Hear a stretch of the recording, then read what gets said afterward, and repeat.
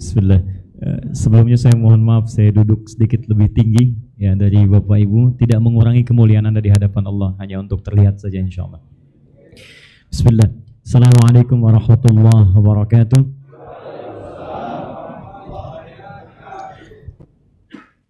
Alhamdulillah. Wassalatu wassalamu ala Rasulillah wa ala alihi wa sahbihi wa man walah. Amma ba'd.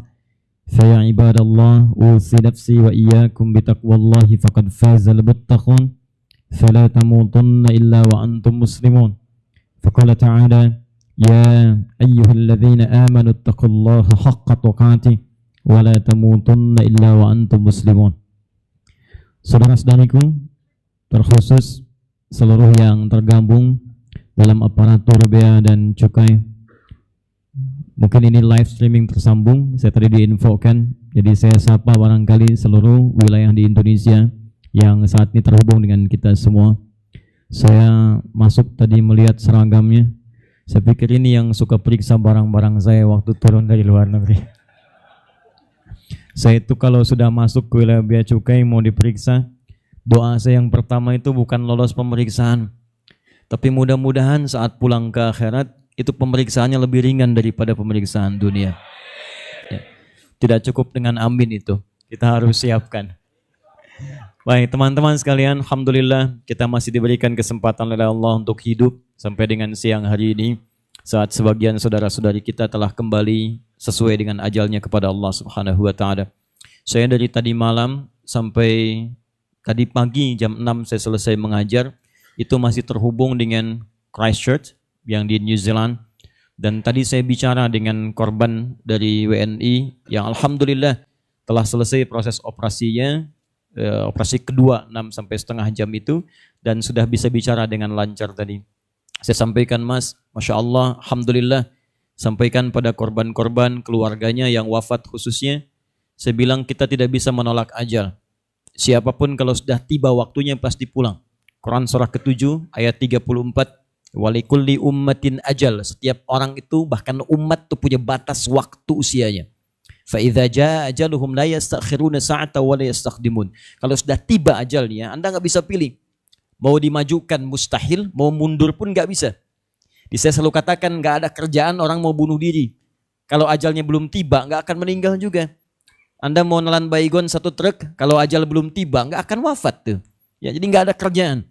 Tapi saya sampaikan, Masya Allah, Anda tuh luar biasa. Coba bayangkan wafatnya hari Jumat, hari paling mulia, di tempat yang paling mulia di masjid, di waktu yang paling mulia saat akan Jumatan. Saya bilang masih belum jelas wafatnya kapan dan dalam keadaan yang bagaimana. Maka jangan tangisi dengan berlebihan, tapi terus kemudian isi dengan nilai kebaikan, dan mudah-mudahan dikumpulkan di surga bersama orang-orang terbaik. Nah, teman-teman, alhamdulillah di antara sekian yang hidup, kita diberikan kesempatan masih beriman sampai dengan siang hari ini. Dan di antara sekian yang beriman, kita diberikan kesempatan oleh Allah untuk membuktikan iman kita dan menunaikan amal soleh, khususnya salat zuhur berjamaah. Semoga salat kita diterima oleh Allah Subhanahu wa taala. Ada doa yang disampaikan oleh Nabi, itu setiap selesai salat. Doanya singkat, padat, dan sangat luar biasa isinya. Ya, itu ada di hadis riwayat Ibnu Majah, nomor hadis 925.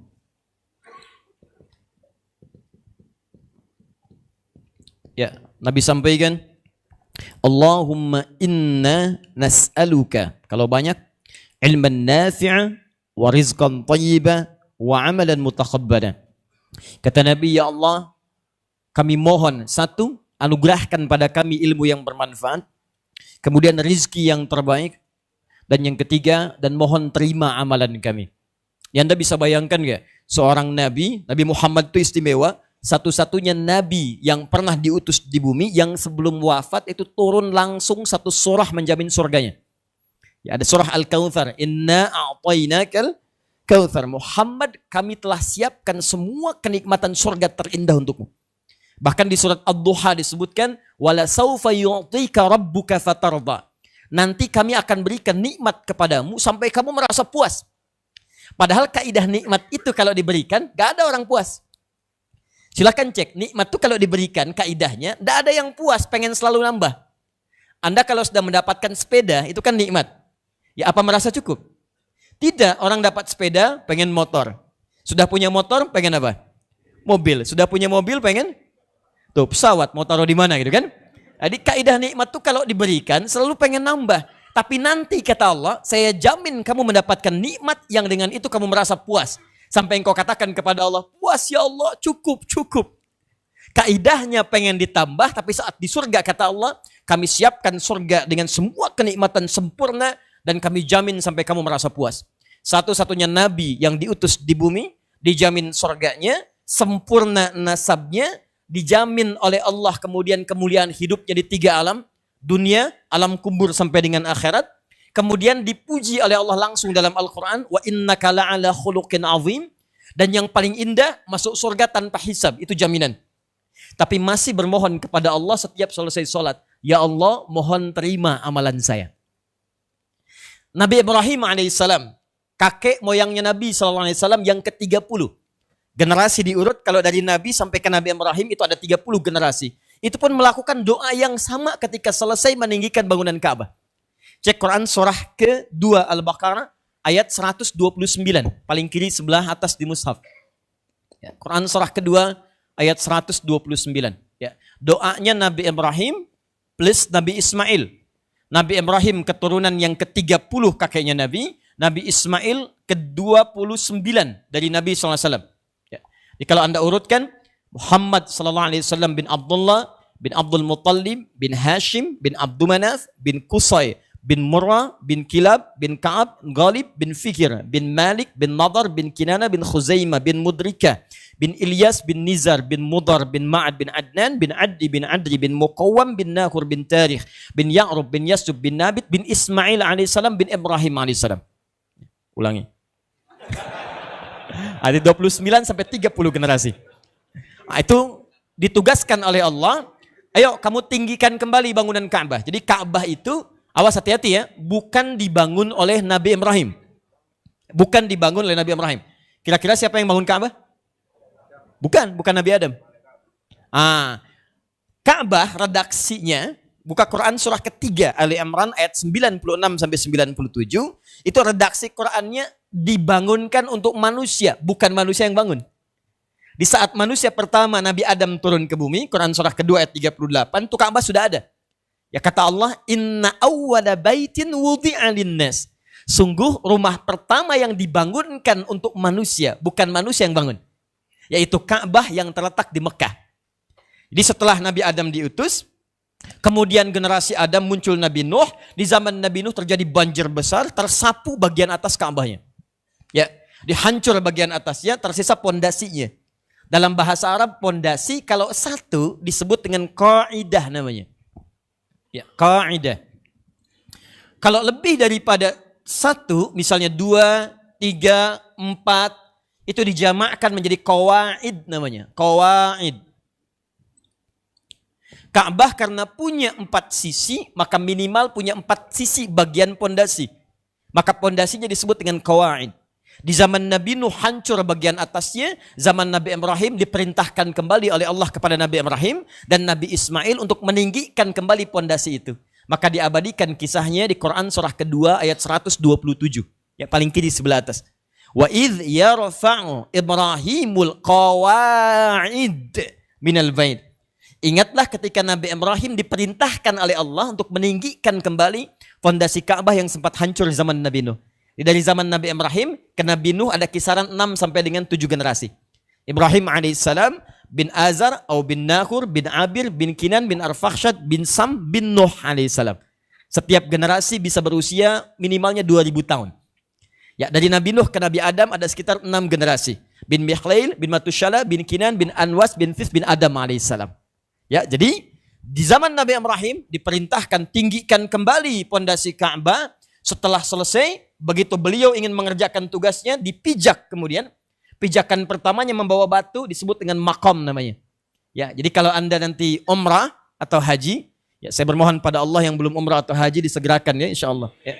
Ya, dan tidak cukup dengan amin, nabung. Nabung, siapkan.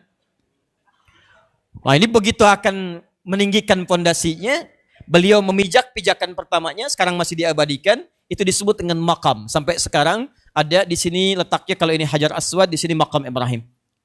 Tiba-tiba saat akan meninggikan pondasi ini, ya, ditinggikan kembali bangunannya, anaknya yang masih beranjak balik datang dari sisi yang ini, membawa batu. Batu bahasa Arabnya hajar namanya. Kalau disusun-susun jadi sebagian tertentu, ruang tertentu disebut dengan hijar namanya. Ya, semacam batas, benteng, hijar.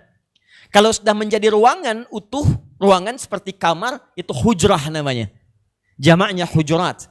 Maka beliau masuk lewat sisi yang sini, mengatakan pada ayahnya kalau dalam bahasa kita, Pak boleh nggak saya bantu?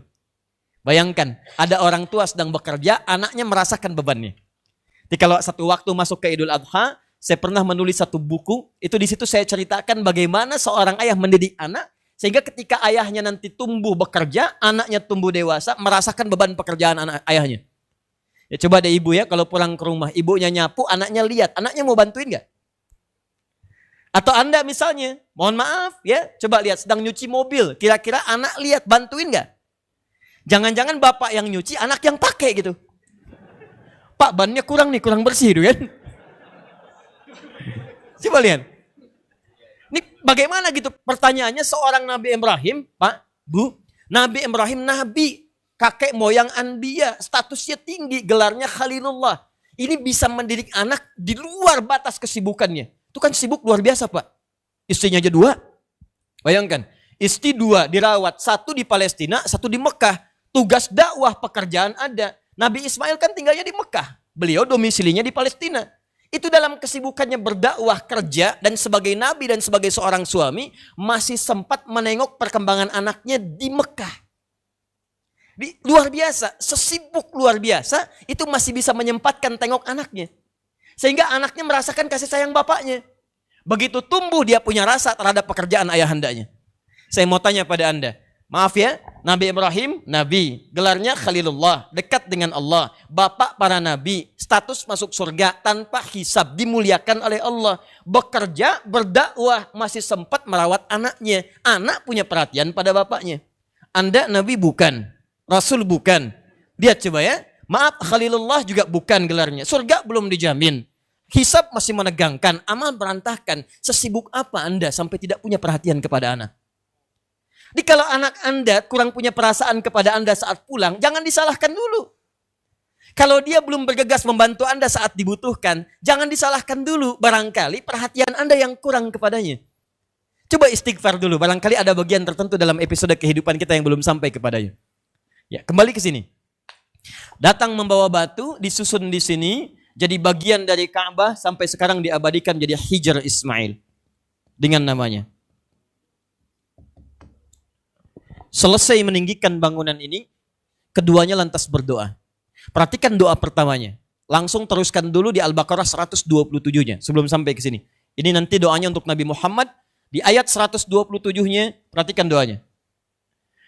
Wa idh yarfa'u Ibrahimul qawa'ida minal bait wa Ismail, kata Allah, dan pelajarilah, pahamilah, ketika Nabi Ibrahim dan putranya selesai meninggikan bangunan Ka'bah, keduanya berdoa di samping Ka'bah. Rabbana taqabbal minna, innaka antas sami'ul alim. Ya Allah, mohon terima amalan kami ini, karena Engkau pasti maha mendengar apa yang kami sampaikan, maha tahu ikhtiar kami dalam mewujudkan amalan ini.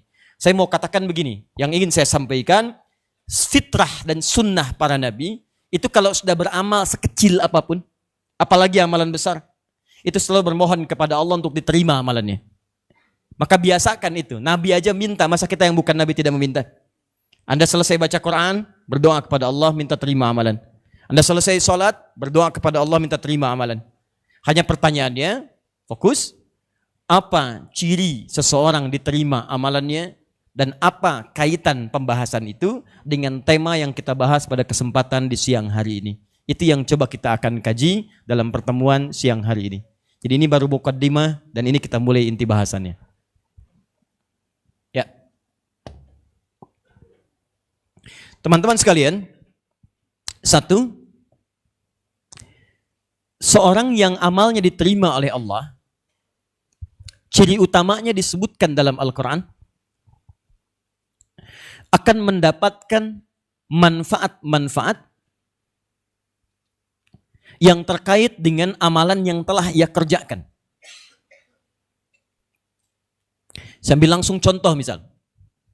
Ketika kita menunaikan sholat dan telah selesai mengerjakan sholat itu, maka orang yang diterima sholatnya itu setidaknya disebutkan oleh Al-Quran akan mendapatkan 5 manfaat, 5 keistimewaan sebagai hasil dan tanda diterima amalnya, untuk membedakan dengan orang yang yang tidak sholat atau orang sholat tapi belum mendapatkan penerimaan dari sholatnya di sisi Allah Subhanahu wa Ta'ala.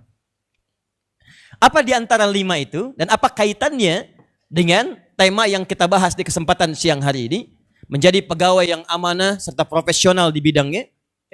1, mari kita cepat. Quran surah ke-29 ayat ke-45.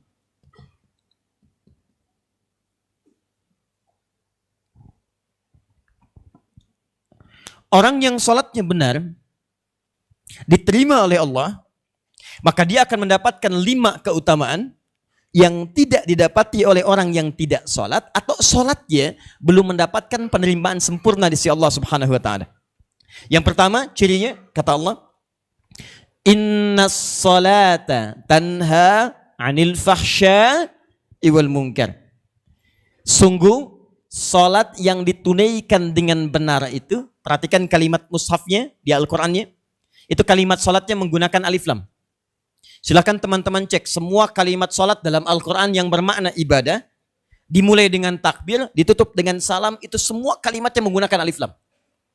Al-Baqarah ayat 3, kalimat sholat pertama, alladzina yu'minuna bil ghaib wa yuqimunas shalah. Ayat 43, wa aqimus shalah wa atuz zakah. Ayat 45, wasta'inu bisabri wassalah. Selalu menggunakan alif lam. Saya berikan rumus cepat. Kalau ada kalimat dalam Al-Quran menggunakan alif lam, itu artinya, awas, maksud dari kalimat ini bermaksud khusus, punya ketentuan tertentu, aturan yang khusus, dan beda dengan pokok-pokok amalan yang lainnya. Jadi kalau tidak menggunakan alif lam, singkatnya bebas, gak ada aturannya. Misal, inna sholata tanha, alif lamnya tidak ada. Itu artinya Anda mau kerjakan sholat bebas, mau khusyuk silahkan, mau tidak silahkan, mau cepat-cepat silahkan, mau bacaan lambat bebas. Tapi kalau kalimatnya menggunakan alif lam, inna sholat, berarti bukan sekedar sholat, tapi ada aturan yang harus diikuti. Bagaimana cara takbirnya, bagaimana cara rukuknya, cara sujudnya sampai dengan salam. Nah kata Allah, inna sholat, ada alif lamnya. Sungguh sholat yang ditunaikan dengan benar itu, mengikuti aturannya, mengikuti ketentuannya, pasti akan berdampak pada pelakunya, tanha anil fahsya'i wal munkar. Yang pertama, orang sholat itu akan berubah memiliki sifat dan sikap yang baik. Secara singkat, berperilaku baik.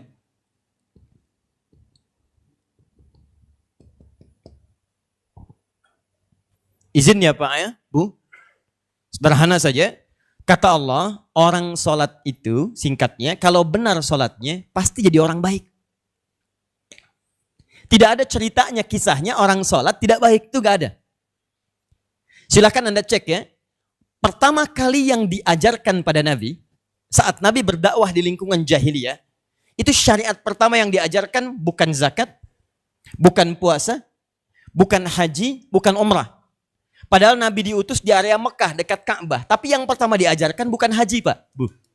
Tapi sholat. Yang paling dahsyat, begitu diajarkan sholat, usia Nabi 52 tahun, ya, setahun sebelum hijrah ke kota Nabi, ke Madinah. Begitu turun kemudian ajaran sholat, itu semua yang belajar dengan Nabi berubah semua perilaku jadi orang baik. Saya tanya begini, Bapak kenal Umar bin Khattab? Bagus ya. Masih bagus. Di Bekasi ada yang kenal Umar bin Khattab. Luar biasa. Di Sukabumi lebih parah. Ada yang kenal Fir'aun. Jadi saya ke Sukabumi, ada tabligh akbar. Saya tanya, kenal Fir'aun? Kenal. Luar biasa. Sukabumi, hubud dunia tuh. Ya. Sukabumi. Suka itu hubun, bumi itu dunia. Hubud dunia. Umar itu sebelum masuk Islam, punya dua kebiasaan yang populer. Satu, tipikalnya keras dan suka berduel. Jadi setiap hari itu siang-siang naik ke Jabal Qubais. Jabal Qubais itu kalau Anda umrah atau haji, kemudian di Grand Zamzam, samping kanannya ada bukit yang sekarang jadi istana raja. Ya, itu disebut Jabal Qubais namanya. Itu setiap siang naik ke atas Jabal Qubais, itu nantangin orang. Siapa yang berani dengan saya duel, kita ketemu di bukit A, tapi sebelum datang pamit dulu pada ibu yang telah melahirkannya, karena dia akan pulang tanpa nama. Umar. Umar dikenal juga tokoh yang sangat senang dengan minuman keras, suka mabuk. Paling minimal 5 kali dalam sehari, mabuk. Ya, Anda tahu apa yang terjadi? Begitu masuk Islam, tiba-tiba berubah. Dilatih oleh Nabi sholat, kerasnya berubah menjadi ketegasan, jadi pembela kebenaran, bahkan membela kehidupan Nabi. Dan yang paling dahsyat, semua ayat-ayat tentang larangan mabuk, larangan miras santika, larangan khamar, larangan semua yang terkait dengan mabuk-mabukan, itu turun atas pertanyaan Umar dan permintaan beliau kepada Nabi. Kata beliau, ya Rasulullah, kenapa enggak diturunkan ayat larangan mabuk? Karena mabuk dampaknya buruk bagi kesehatan. Itu semua aspek yang buruk terkait dengan miras santika, itu pertanyaan dan permintaan Umar kepada Nabi. Anda pernah dengar seorang bernama Abu Dzar Al-Ghifari? Nama aslinya Jundub bin Junadah. Jundub bin Junadah ini, Bapak Ibu sekalian, tidak banyak orang tahu, itu beliau seorang raja begal. Ya, jadi tinggal di kota Begal. Kota Begal pada saat itu dikenal dengan nama Gifar namanya. Gifar. Jadi sekampung Gifar itu semua pembegal. Ya. Jadi saya kasih tahu deh sama pembegal sekarang. Mohon maaf, kalau mau temukan pembegal paling hebat, itu zaman jahiliyah paling banyak. Paling kreatif, sekampung semua pembegal. Setiap yang lewat situ kalau nggak ada setoran, maka taruhannya bukan cuma harta habis, nyawa melayang. Tokoh paling utamanya namanya Jundub bin Junadah. Tiba-tiba datang kepada Nabi, diajarkan oleh Nabi, masuk Islam. Begitu masuk Islam, diajarkan sholat. Kata Nabi, sudah kamu pulang ke Gifar sana, dakwahi kaummu, nanti kita berjumpa di Madinah. Anda tahu apa yang terjadi? Setelah belajar sholat, pulang ke Gifar, diajarkan penduduk Gifar, Nabi hijrah ke Madinah. Satu masa, semua penduduk Madinah heboh. Terdengar suara yang dahsyat. Dog dik duk, suara kaki. Ternyata setelah dilihat, Abu Dzar ini, Jundub bin Junadah, sedang memimpin masyarakat banyak datang ke Madinah. Mengabarkan pada Nabi, ini semua penduduk di Gifar yang kota Begal tadi, semua sudah masuk Islam. Anda bayangkan? Semua masuk Islam. Maka untuk mengabadikan namanya disebutkan daerahnya. Ghifari. Dalam bahasa Arab, kalau Anda ingin memperkenalkan Anda dari daerah mana, tambahkan al di depannya, ujungnya tutup dengan i. Beliau dari Ghifar, tambahkan al. Al-Ghifar, ujungnya pakai i. Al-Ghifari. Imam Al-Bukhari, nama aslinya Muhammad. Punya bapak Ismail. Punya kakek Ibrahim. Kakek buyut Al-Mughirah, eyang buyut Al-Bardizbah. Tinggal di kecamatan Ju'fah, Kabupaten Bukhara, Provinsi Khorasan, negara Uzbekistan sekarang. Karena berasal dari Bukhara, diperkenalkan saya dari Bukhara, tambahkan al di depannya, ujungnya tutup dengan i. Al-Bukhari. Syekh Yasin dari Padang, Syekh Yasin Al-Padangi. Imam An-Nawawi dari Banten, An-Nawawi Al-Bantani. Syekh Abdul Somad dari Palembang, yang ulama dulu, Syekh Abdul Somad Al-Palembangi. Syekh Ahmad Khatib dari Minangkabau, Ahmad Khatib Al-Minangkabawi. Boleh. Tadi ada Pak Teguh dari Depok misalnya, ya. Mau umroh, haji, memperkenalkan diri, boleh. Anak Teguh Al-Depoki, ya. Al-Jawa Barati misalnya kan, Al-Bea Cukai. Sah. Nah. Ini saya mau katakan begini, ya, semua orang-orang jahiliyah, maaf, saya sebutkan jahiliyah, supaya kita tahu perbandingannya. Nanti saya masuk kepada inti bahasannya.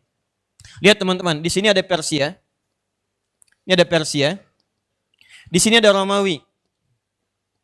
Dua-duanya sudah punya peradaban, sudah maju. Ya, saya agak perlambat sedikit.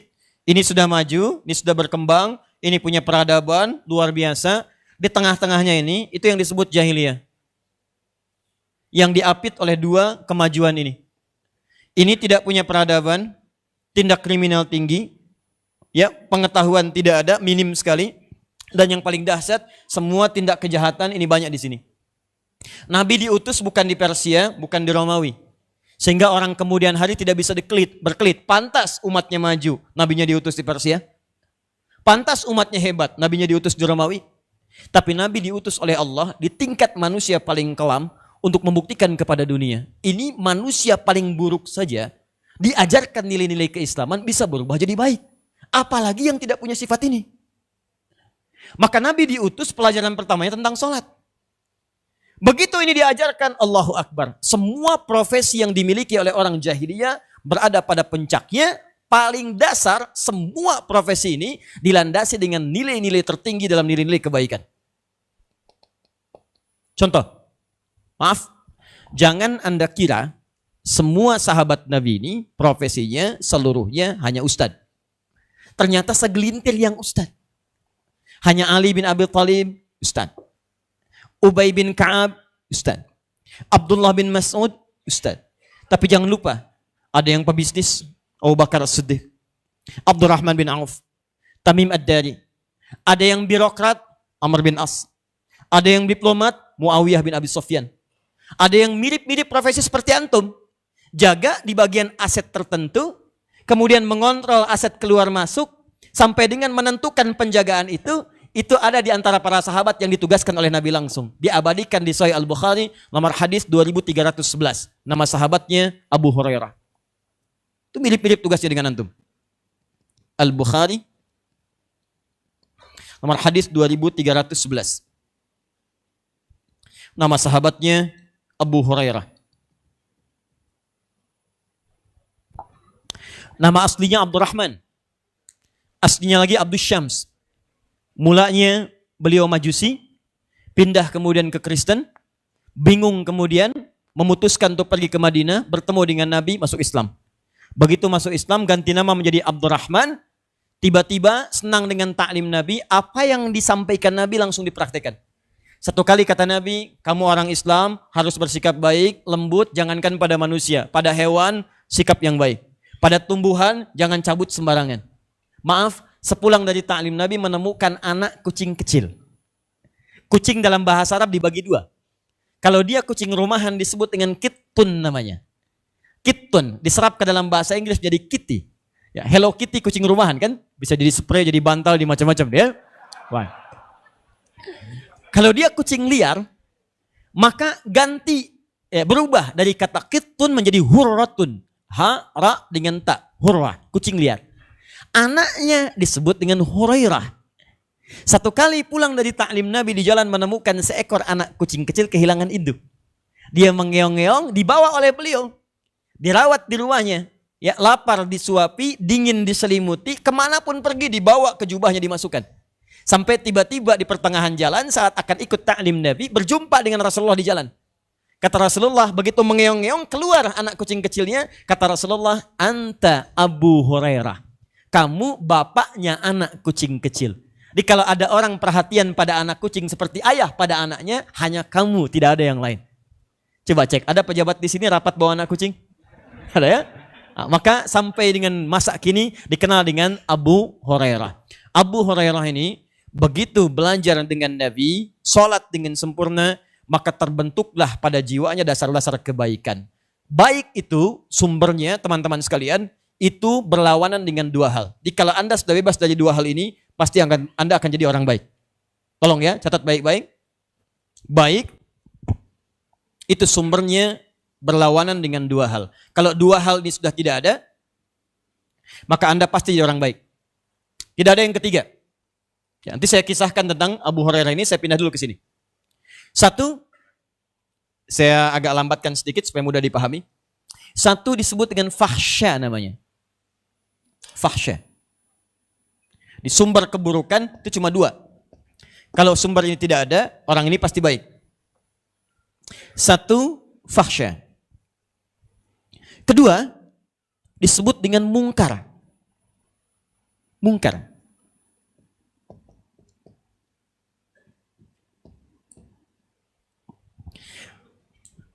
Maaf, sekali lagi maaf. Jadi kalau ada orang yang punya sifat dan sikap tidak baik, apapun profesinya. Birokrat yang tidak baik, diplomat yang kurang baik, dosen yang kurang baik, bahkan ustadz yang kurang baik, itu pasti memiliki satu di antara dua hal ini. Dua-duanya hilang, maka langsung akan berubah jadi baik.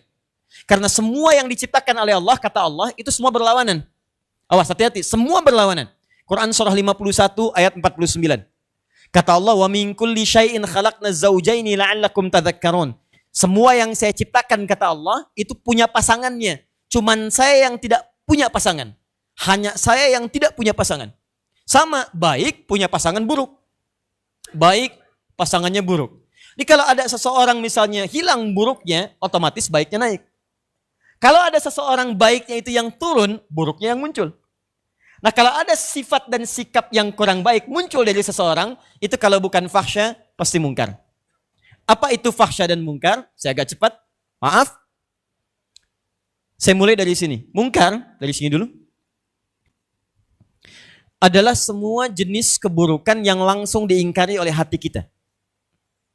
Jadi begitu dikerjakan, hati kita menolaknya. Biasanya sumbernya nafsu perut dan akal. Untuk membedakan dengan fahsya. Maaf ya, sumbernya nafsu perut dan akal. Contoh. Mencuri itu mungkar. Berbohong itu mungkar. Berselisih itu mungkar. Korupsi itu mungkar. Gratifikasi itu mungkar. Awas hati-hati, sogok menyogok itu mungkar. Jadi mustahil ada orang sholat berbuat mungkar. Kalau ada yang nggak sholat berbuat mungkar karena dia tidak sholat. Tapi kalau Anda mengerjakan sholat dan masih berbuat mungkar, pasti ada yang salah dalam sholatnya.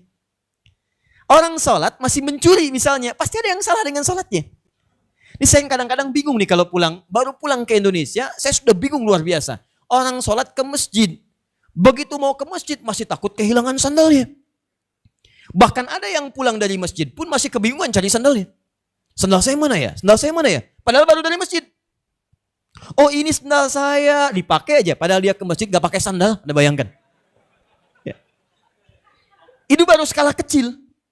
Nah ada sesuatu yang paling menarik kata Nabi. Orang yang kalau sholatnya benar, profesi apapun yang ia kerjakan, pasti dia akan coba bertahan dengan fondasi itu untuk menepis kemungkaran. Saya mau kisahkan yang terkait penting. Kenapa ini saya sampaikan? Karena nanti biasanya kalau kejadian di masa Nabi, Nabi berikan isyarat.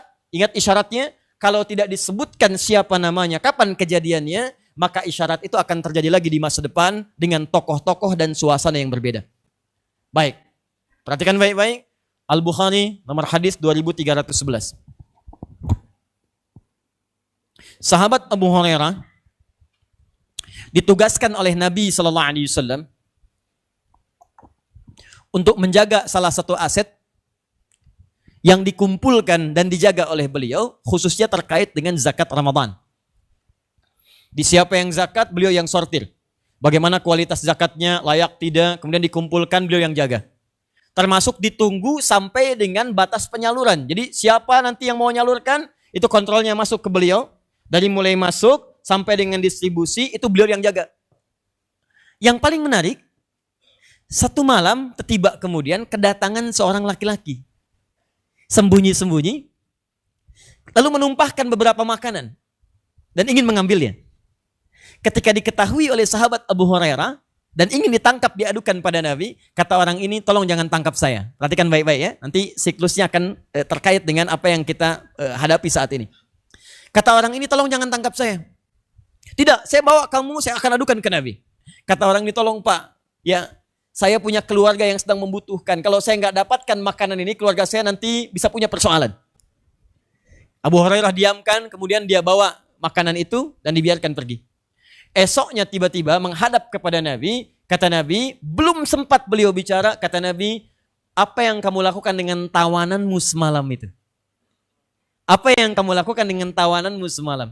Kata Abu Hurairah, ya Rasulullah, orang itu datang, hendak saya tangkap, dia katakan, tolong maafkan saya, tolong beri saya kesempatan, tolong saya punya kebutuhan, keluarga saya sangat membutuhkan. Lalu saya lepaskan.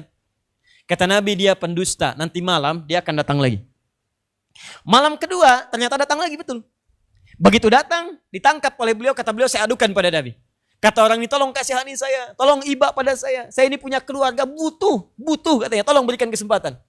Dibiarkan lagi, orang ini pergi. Besoknya lagi kata Nabi, sebelum bicara sahabat Abu Hurairah, kata Nabi, apa yang kamu lakukan dengan tawananmu yang tadi malam? Diceritakan oleh Abu Hurairah, kata Nabi, dia berdusta, malam ini akan datang lagi. Begitu malam yang ketiga, tolong garis bawahi, datang lagi orang ini, kata sahabat Abu Hurairah, benar apa kata Nabi, orang ini datang lagi. saat ini gak akan saya lepaskan. Saya akan tangkap, saya bawa besok ke Nabi. Begitu tiba orang itu datang, dipegang oleh Abu Hurairah, kata beliau, saya tangkap kamu, saya adukan pada Nabi. Kata orang tadi, tolong kasihani saya, gak usah berkata apapun, kamu berdusta. Kata orang ini, mau gak saya ajarkan satu ayat, yang kalau saya ajarkan ayat ini, bacaan ini, engkau tidak akan pernah diganggu setan untuk selamanya. Bacakan bacaan ini saat engkau akan tidur, maka engkau tidak akan diganggu setan untuk selamanya. Maka karena tercengang dengan pernyataan itu, belum pernah ada yang ajarkan itu. Sedangkan Abu Hurairah itu di samping ditugaskan Nabi, senang dengan belajar Pak, Bu. Senang memburu majlisnya Nabi. Makanya mendapatkan hadis Nabi lebih banyak daripada sahabat yang lainnya. Begitu mendapatkan apa yang berharga menurut beliau, langsung bengong, kaget. Ya, kata orang tadi, bacakan ayat kursi setiap kamu akan tidur, maka engkau tidak akan pernah diganggu setan untuk selamanya. Baik, ada riwayat mengatakan diganggu setan sampai dengan bangun esok harinya. Intinya setan akan menjauh darimu. Saat bengong seperti itu, tawanannya tiba-tiba lepas dan pergi. Besoknya diadukan pada Nabi, apa yang terjadi? Kata Nabi, orang itu perkataannya benar, walaupun tetap dia seorang pendusta. Orang itu perkataannya benar, walaupun tetap dia seorang pendusta. Ya Abu Hurairah, atadri manhu? Hei Abu Hurairah, tahukah engkau siapa dia? Kata Abu Hurairah, la ya Rasulullah, tidak ya Rasulullah. Kata Nabi, dialah setan. Setan sendiri ngasih tahu ke Abu Hurairah, baca ayat ini maka kamu tidak akan diganggu setan. Al-Bukhari nomor hadis 2311. Nah sekarang kata para ulama hadis, sebetulnya hadis ini ingin membicarakan apa selain pentingnya ayat kursi. Awas, karena setan sekarang tidak cukup dilempar dengan ayatnya, mesti dengan kursinya sekalian. Nih, lihat sini. Ini pelajaran yang kita keluarkan. Satu, tidak apa-apa. Awas, fokus. Kata para ulama hadis, orang-orang yang diamanahi tugas-tugas tertentu yang terkait dengan pelayanan publik, awas, ini kata para ulama hadis, akan rentan sekali menghadapi gangguan-gangguan dalam tugasnya, terutama satu, hal terkait dengan kemungkaran, sogok menyogok, yang sekarang bahasa kerennya nanti ada gratifikasi. Ini pasti nih. Awas, hati-hati ya. Orang-orang yang terkait pekerjaannya, aktivitasnya dengan pelayanan publik, menjaga aset atau yang semisal dengan itu, maka akan rentan menghadapi tantangan-tantangan dalam melakukan pekerjaannya dengan hal-hal terkait yang tadi nampak dalam hadis dimaksud. Satu, awas, hati-hati ya. Bisa sogok menyogok, gratifikasi bentuknya, bisa pencurian, bisa kemudian tawar-menawar dalam keburukan, kong kali kong, bahasa sekarang. Tahan. Yang kedua, semua jenis tantangan-tantangan ini yang masuk pada kategori mungkar oleh Nabi dibahasakan dengan tipu daya setan. Tahukah engkau siapa yang tadi malam itu datang kepadamu? Ya Abu Hurairah, kata Nabi, dia setan. Sekalipun kalimatnya benar, tetap dia seorang pendusta. Oleh Nabi dibahasakan dengan setan. Jadi kalau teman-teman bekerja di kisaran-kisaran wilayah yang diisyaratkan oleh hadis tadi, mungkin dalam konteks ini teman-teman berada di bea dan cukai, ya, ada yang harus diperiksa, ada barang yang datang, ada aset yang dijaga, ada sesuatu yang harus dilaporkan, ada bagian yang kemudian distorkan dan sebagainya, maka tantangannya tidak akan keluar dari apa yang disebutkan oleh Nabi tadi di hadis ini. Dan ketahuilah kata para ulama hadis, ketika Anda bekerja di aspek-aspek seperti ini, maka setan sudah menyiapkan beberapa godaan-godaan dalam bentuk seperti ini. Ini pasti ada. Kaidah mengatakan, kalau tidak disebutkan siapa pelakunya, kapan kejadiannya, maka itu akan berlangsung di setiap masa dengan tokoh-tokoh yang berbeda. Tadi tidak disebutkan siapa laki-lakinya, bagaimana disebutkan keadaannya, Nabi hanya sebutkan nama umumnya yaitu setan. Ketahuilah teman-teman, setan itu bukan nama khusus tapi sifat. Nama sifat. Dari kata syaitana. Awas, fokus. Syaitan itu asalnya bukan nama makhluk, tapi nama sifat. Dari kata syaitana. Syaitana itu semua sifat yang menjerumuskan pada keburukan. Saya ulang, semua sifat yang menjerumuskan pada keburukan, yang menjauhkan kita dari Allah Subhanahu wa taala. Kalau sifat itu melekat pada sebuah objek, baik itu benda yang mati atau yang hidup, ya, manusia, misal melekat pada manusia. Ada orang yang suka ngajak pada keburukan. Maaf, menjauh dari sholat, ngajak mencuri, ngajak nyogok, ngajak mencuri, ngajak gratifikasi, ngajak korupsi. Maka ketika sifat syaitana itu melekat pada dirinya, maka orang itu berubah nama sifatnya menjadi setan namanya. Syaitan. Awas. Kalau tidak nampak dia, bisikan-bisikan dalam hati kita misalnya. Ayo ambillah, gak ketahuan. Tidak ada yang kontrol. Ayo gak ada yang ngawasin. Dalam diri kita, sesuatu yang tak nampak disebut dengan jin namanya. Maka ketika setan melekat pada jin, maka bentuk setannya, bentuknya, makhluknya disebut dengan jin, sifatnya disebut dengan setan. Jamak dari jin disebut dengan jinnah namanya. Ada setan dari kalangan jin yang tak nampak. Jamaknya disebut dengan jinnah. Jika sifat setan itu melekat pada seseorang yang nampak di hadapan kita. Lewat orang, tiba-tiba datang orang kepada kita. Bisikan ke kita nggak ada, tapi orang lain datang pada kita. Pak, tolong Pak, loloskan barang ini Pak. Ini lumayan Pak, ini barangkali lah untuk sekedarnya menjelang lebaran. Ya, baik. 100 juta Pak, lumayan itu kan. Dilihat, datang orang itu. Ketika melekat pada dirinya langsung kelihatan makhluknya. Maka setan semacam itu disebut dengan kalangan ins. Jamaknya disebut dengan nas. Jadi ada jinnah, ada an-nas. Perhatikan. Qul a'udzu birabbin malikin ilahin min syarril waswasil khan alladzi yuwaswisu fi sudurin minal jinnati wan nas.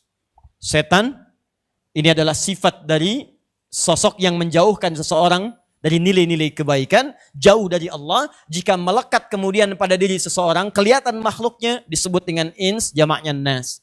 Sekarang nas banyak diartikan dengan manusia. Ada orang-orang tertentu yang memang dikerjai kemudian oleh golongan-golongan setan dari kalangan jin, dibisikkan nilai-nilai keburukan untuk menjauhkan orang-orang lain dari nilai-nilai kebaikan dan kedekatan kepada Allah Subhanahu wa taala. Maka jika Anda berhadapan dengan orang-orang demikian yang mengarahkan Anda pada keburukan, ketahuilah dia bukan sekadar manusia tapi sedang dibisiki oleh nilai-nilai keburukan dengan sifat-sifat syaitan tadi. Jelas? Anda sedang bekerja, tiba-tiba ada orang datang masuk, Pak, loloskan yang ini, Pak. Nanti fee-nya sekian. Setan. Nama umum. Hati-hati. Jadi kalau disebutkan namanya langsung, bahkan dengan bintinya, kejadian itu nggak akan terjadi lagi di masa depan. Tapi kalau disebutkan sifatnya, kejadian itu akan nampak lagi di masa depan. Contoh yang nggak terjadi lagi, Maryam binti Imran. Maryam binti Imran, satu-satunya perempuan yang bisa mengandung, melahirkan tanpa disentuh laki-laki manapun. Ingat bahasa Qur'annya, tanpa disentuh laki-laki manapun. Maka tidak akan pernah terjadi lagi, datang Maryam di kemudian hari, sampai dengan masa sekarang bisa mengandung, melahirkan tanpa disentuh laki-laki manapun. Mustahil. Tapi ada juga Ustadz Maryam Tanjung Priuk. Bisa lahiran tanpa bapak. Banyak itu mah. Yang gak ada itu, yang lahir, ngandung, lahir tanpa disentuh laki-laki manapun. Gak ada lagi. Tapi kalau disebutkan sifatnya misalnya, atau gelarnya, maka itu akan terjadi lagi di masa depan. Pernah dengar Firaun? Bukan nama asli. Nama bukan, itu gelar. Farao, Raja Mesir. Dengan kecongkakan, menyelewengkan kedudukan. Ketika disebutkan gelarnya ingin menunjukkan peristiwa itu akan terjadi lagi di masa depan. Pejabat yang menyelewengkan kedudukannya akan terjadi. Hati-hati. Qarun bukan nama asli. Dua-duanya hidup di zaman Nabi Musa. Awas hati-hati, pengusaha gelap yang bersekongkol dengan pemimpin yang zalim, bersekongkol. Terjadi lagi di masa depan, akan ditemukan. Dan dikisahkan di masa lalu untuk memberi pelajaran pada orang di masa depan. Jangan sampai terjadi seperti itu.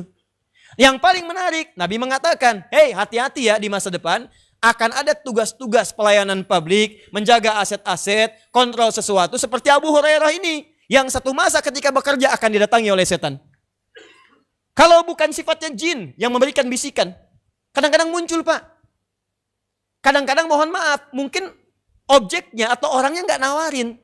Tapi bisikan muncul dalam diri Anda. Wah lumayan nih, peluang nih. Ya jangkrik gitu kan. Wah kalau jalan Kakap nih kalau di laut gitu kan. Muncul. 1, 2, 3. Kalau itu kemudian tidak ada kontrolnya pada diri kita, maka besar kemungkinan, maaf, orangnya tidak menawarkan, tapi penjaganya yang kemudian masuk dalam kategori yang tidak diharapkan. 1. Jelas sampai sini? Ya, maka hati-hati teman-teman sekalian ya, hati-hati. Ya, Anda tiba-tiba, maaf, sedang di kantor, datang memberikan laporan, Pak, tolong Pak, ini ada barang masuk, ada tawaran fee-nya lumayan, 200 juta gitu kan, barangkali Bapak berminat. Sampaikan, Mas, saya baru aja sholat. Sholat mencegah perbuatan mungkar. Maaf, ini jari saya jari tahiyat, tidak akan pernah berlaku maksiat. Tolong perbaiki. Keluar dia, balik lagi, Pak, sudah saya perbaiki. Bagus, mana? Loh, kok begini? Nambah Pak, katanya 2M Pak fee-nya. Oh, Masya Allah. Kamu ini kan bagaimana? Saya kan udah kasih tahu dari tadi. Tangan tahiyat gak pernah dipakai maksiat. Ya, tunggu sebentar, saya istikharah dulu. Wah, mustahil. Perbuatan maksiat tidak ada istikharah. Habis. Hati-hati ya. Hati-hati yang pertama, kalau tidak datang kemudian dari pribadi Anda tergoda untuk berbuat maksiat, kalau itu ada dalam diri kita berarti jin sedang bermain di situ. Hati-hati. Kalau ada di lingkaran sekitaran, orangnya datang, barangnya kelihatan, berarti itu sudah berdampak lebih parah lagi karena menginfeksi kepada lingkungan-lingkungan sekitarannya. Nah, persoalannya, Ustadz, apa kemudian solusinya ketika mendapatkan yang seperti itu? Ya, karena kita butuh solusi. Maka kata para ulama hadis mengacu pada hadis tadi ada 2 hal yang perlu dibentuk. Pertama, masih ingat teman-teman? Ketika Abu Hurairah malamnya mendapatkan kejadian, besoknya kan laporan ke Nabi kan? Tapi yang paling menarik sebelum melapor, Nabi sudah tahu kan? Kata Nabi, bagaimana dengan tawananmu tadi malam? Maka kata para ulama hadis, inilah pentingnya aspek pengawasan dan kontrol pada setiap pekerja atau profesional yang bekerja di bidang tertentu yang membutuhkan aspek pengawasan dari atasan-atasan sekitarannya. Maka buat sistem seperti ini. Yang membuat seseorang itu ketika akan berbuat maksiat merasa tercegah. Ketika melanggar aturan merasa tercegah. Apalagi sekarang kebanyakan orang itu nggak takut dengan Tuhan, takutnya dengan atasan, itu masalahnya. Kalau zaman Nabi dulu untuk aspek pengawasan ini yang dibentuk itu ketakwaan Pak, Bu.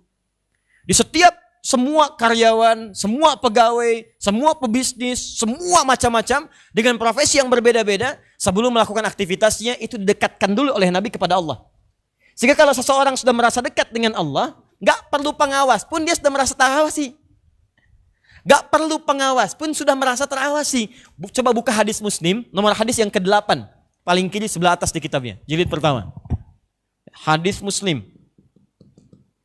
Nomor hadis yang ke-8. Di hadis itu ada bagian di pertengahannya, hadisnya panjang sekali, dari Umar bin Khattab radhiyallahu ta'ala anhu. Ada bagian yang penting, bagian terakhir, ya sebelum bertanya tentang kiamat, ada seorang laki-laki, malaikat yang menyamar jadi laki-laki, bertanya pada Nabi. Kata orang ini, ya Rasulullah mal ihsan. Ya Rasulullah, apa itu ihsan? Kata Nabi, an ta'budallaha ka'annaka tarahu, fa illam takun tarahu fa innahu yarak. Kata Nabi, ihsan itu adalah sikap menjadikan semua aktivitas sebagai ibadah kepada Allah. Bukan cuma sholat. Makannya ibadah, minumnya ibadah, kerjanya ibadah, jalannya ibadah, di rumah tangga ibadah. Jadi orang ini punya visi menjadikan semua aktivitasnya ibadah. Memandang mindsetnya semua pekerjaannya harus Allah ridha. Saya jalan, Allah ridha. Saya kerja, Allah ridha. Yang hebat, ka'annaka tarahu fa illam takun tarahu fa innahu yarak. Dia mengerjakan aktivitasnya sebagai ibadah karena Allah seakan-akan selalu disaksikan oleh Allah. Walaupun dia tak mampu melihatnya. Jadi dia mau minum, dia merasa minumnya ini dilihat Allah. Karena dia merasa saat akan minum dilihat Allah, maka otomatis orang ini tidak akan pernah menyentuh minuman yang tidak disukai Allah. Jadi kalau Anda merasa Allah sedang melihat Anda, itu otomatis tanpa ada CCTV pun, tanpa ada pengawas pun, itu otomatis mustahil Anda berbuat curang. Anda tidak akan pernah menyentuh sesuatu yang Allah tidak sukai. Barang yang bukan milik Anda. Maaf sekali, materi yang bukan punya Anda, angka-angka yang bukan menjadi hak Anda, itu nggak akan mungkin Anda melakukan itu. Di begitu Anda akan menuliskan tambahan 0 itu, Anda yakin Allah sedang memperhatikan. Apa Anda ridha saat bersamaan mengerjakan maksiat disaksikan oleh Allah Subhanahu wa taala? Anda bayangkan, Anda mengerjakan yang buruk saja di rumah tangga, Anda tidak ingin istri Anda melihat. Anda tidak ingin anak Anda melihat. Ada di antara orang merokok, sedang merokok, anaknya yang 5 tahun datang, dia hentikan, dia matikan kemudian asap rokoknya. Saking tidak inginnya anaknya lihat. Anda bayangkan bagaimana dengan yang menciptakan anak dan istri Anda.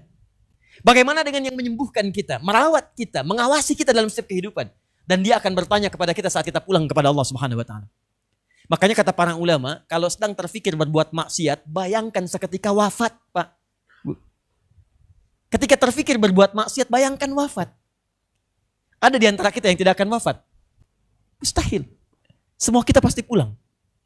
Jadi ketika Anda sedang bekerja, tiba-tiba datang orang tawarkan sesuatu, datang membawa gratifikasi, datang membawa sesuatu yang Anda harapkan. Demi Allah saya katakan, saat Anda terfikir menerimanya, bayangkan seketika diwafatkan oleh Allah. Apa ada kebanggaan di hadapan Anda ketika menerima dan wafat disebutkan. Semua makhluk di langit dan di bumi mengenal Anda wafat ketika menerima sogokan. Anda silahkan tutupi sebaik-baiknya saat itu di dunia. Tapi saat kembali kepada Allah semua akan dibuka. Itu pesan ulama yang pertama. Jadi bangun kedekatan dengan Allah. Makanya ketika prinsip ini melekat pada setiap jiwa sahabat, itu apapun pekerjaan mereka, itu nggak ada Pak, Bu, yang pernah terfikir berbuat maksiat. Karena bukan masalah pengawasan dunianya. Kamera Allah yang luas sih. Pernah dengar namanya Umar bin Abdul Aziz? Umar bin Abdul Aziz itu jadi khalifah, jadi presiden. Begitu kemudian di istananya datang seorang bertamu, ternyata keponakannya. Begitu bertamu malam hari, keponakannya datang, tiba-tiba langsung dimatikan semua lampunya. Saat dimatikan dia bertanya, kok kenapa kau matikan? Kata Umar bin Abdul Aziz, kamu kan saudara saya. Kamu ini datang atas kepentingan pribadi, sedangkan ini lampu adalah aset negara. Bayangkan, saya tidak mau engkau datang ke sini difasilitasi oleh fasilitas negara. Ketika engkau datang dengan keperluan pribadi. Dipadamkan seluruhnya, dinyalakan itu cahaya pribadinya. Pasang lilin itu milik pribadinya. Anda bayangkan. Di saking melekatnya pengawasan pada dirinya, takut ada sesuatu yang salah. Padahal dalam hukum tertentu boleh jadi difasilitasi. Negara memberikan fasilitas, silakan dipakai, silakan boleh. Tapi kepekaan hubungannya dengan Allah membuat beliau takut dengan Allah, diwafatkan dalam keadaan berbuat maksiat. Nah, jadi inilah pentingnya saat kita menunaikan sholat teman-teman sekalian, itu membangun kedekatan dengan Allah. Makanya disebut dengan sholat. Maaf ya, maaf sekali. Maafkan saya kalau kalimatnya kurang menyenangkan. Ini ada sindiran halus sekali dalam Al-Quran. Halus sekali. Kata Allah, bahkan banyak orang ibadah itu tidak paham, tidak mengerti apa yang dilakukan dan dikerjakan dalam ibadahnya. Coba silahkan cek. Berapa banyak orang sholat sampai dengan sekarang yang paham bacaan sholat. Sampai detik ini. Jangan tunjuk orang lain, tanyakan pada diri sendiri. Jangan-jangan selama ini ruku, sujud ribuan kali tidak mengerti apa yang dibaca dalam sholatnya. Tidak paham apa yang dilakukan dalam sujudnya. Ya bagaimana kita bisa khusyuk teman-teman?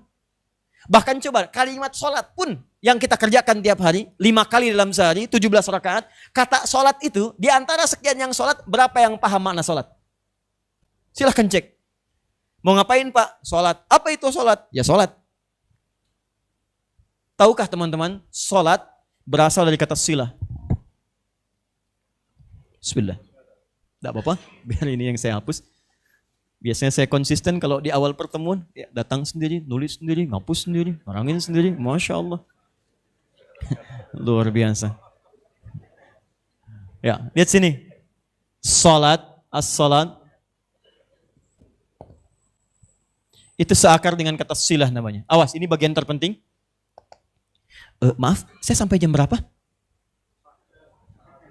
Oh, baik. Ya, silakan sampai asar, saya jam 2 pulang. Lihat sini, pelan-pelan ya. Saya supaya bisa mengukur waktu yang paling baik ya.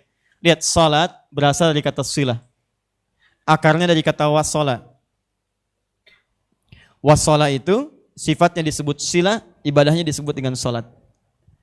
Sesuatu yang tersambung dengan kuat.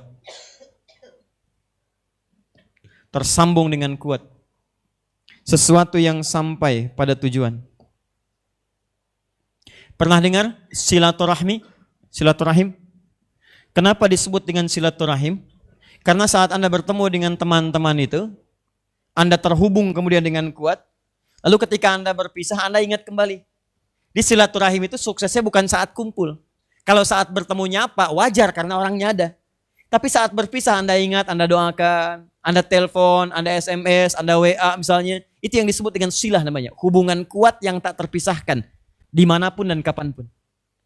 Kalau ini Anda pakai dalam bentuk ibadah, supaya kita terhubung dengan Allah dimanapun dan kapanpun. Sholatnya di masjid, tapi saat balik ke kantor Anda ingat Allah. Saat ngetik, ingat Allah. Saat ke lapangan, ingat Allah. Saat ingat karena terhubung, Anda merasa diawasi. Jadi begitu Anda mengetik, mustahil mengetik yang salah. Karena saat itu Anda sedang terhubung dengan Allah.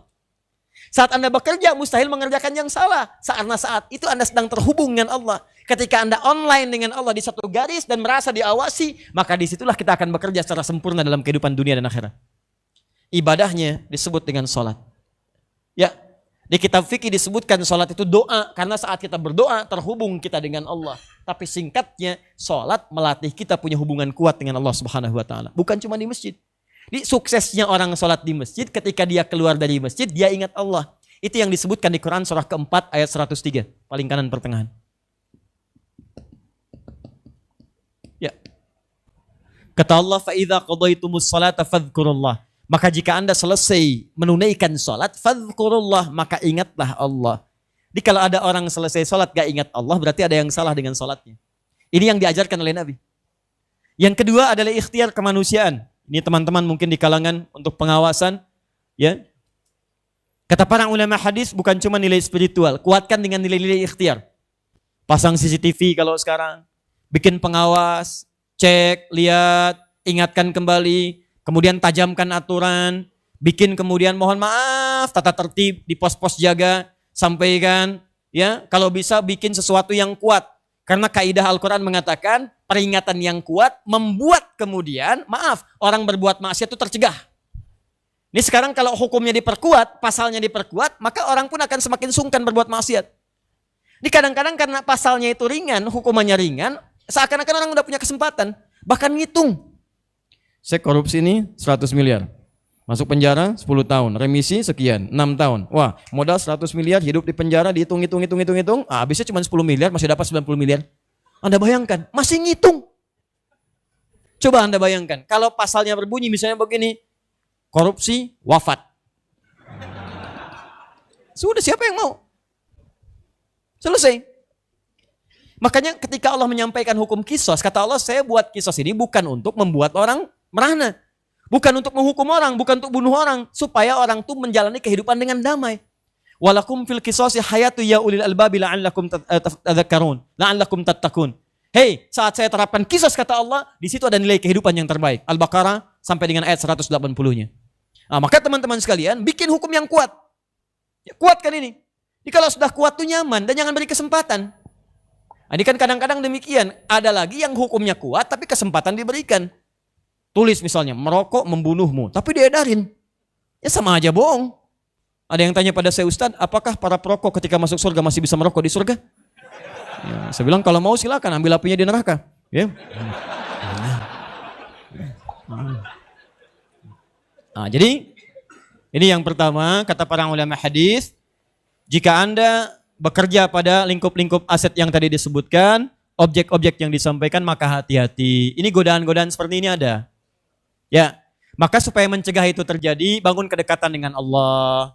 Maaf ya, maaf sekali, ada uraian dalam Al-Quran, hati-hati dengan jenis kejahatan tertentu. Karena ketika masuk ke perut Anda, itu akan mengurai ke keluarga dan menular. Misal, harta haram. Anda makan yang haram, Anda bawa ke rumah. Begitu dibawa ke rumah, istri terima.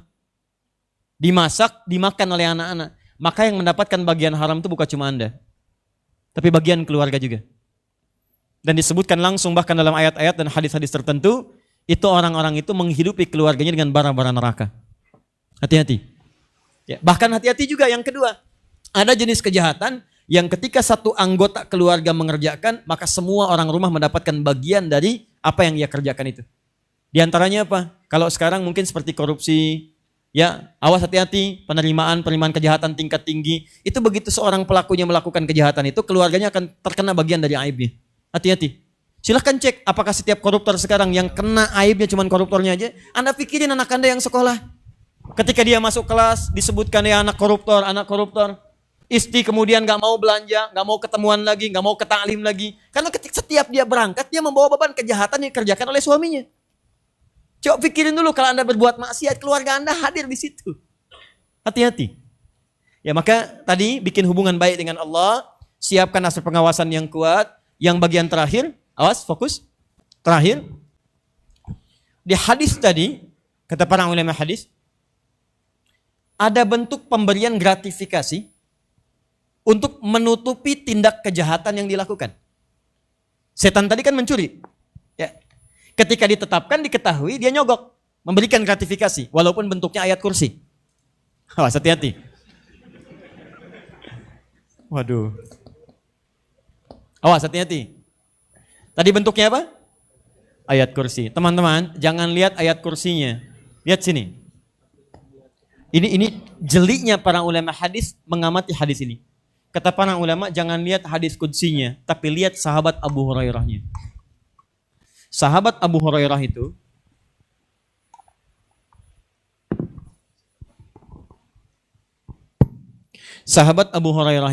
itu dikenal di kalangan para sahabat adalah di antara golongan sahabat yang senang menuntut ilmu.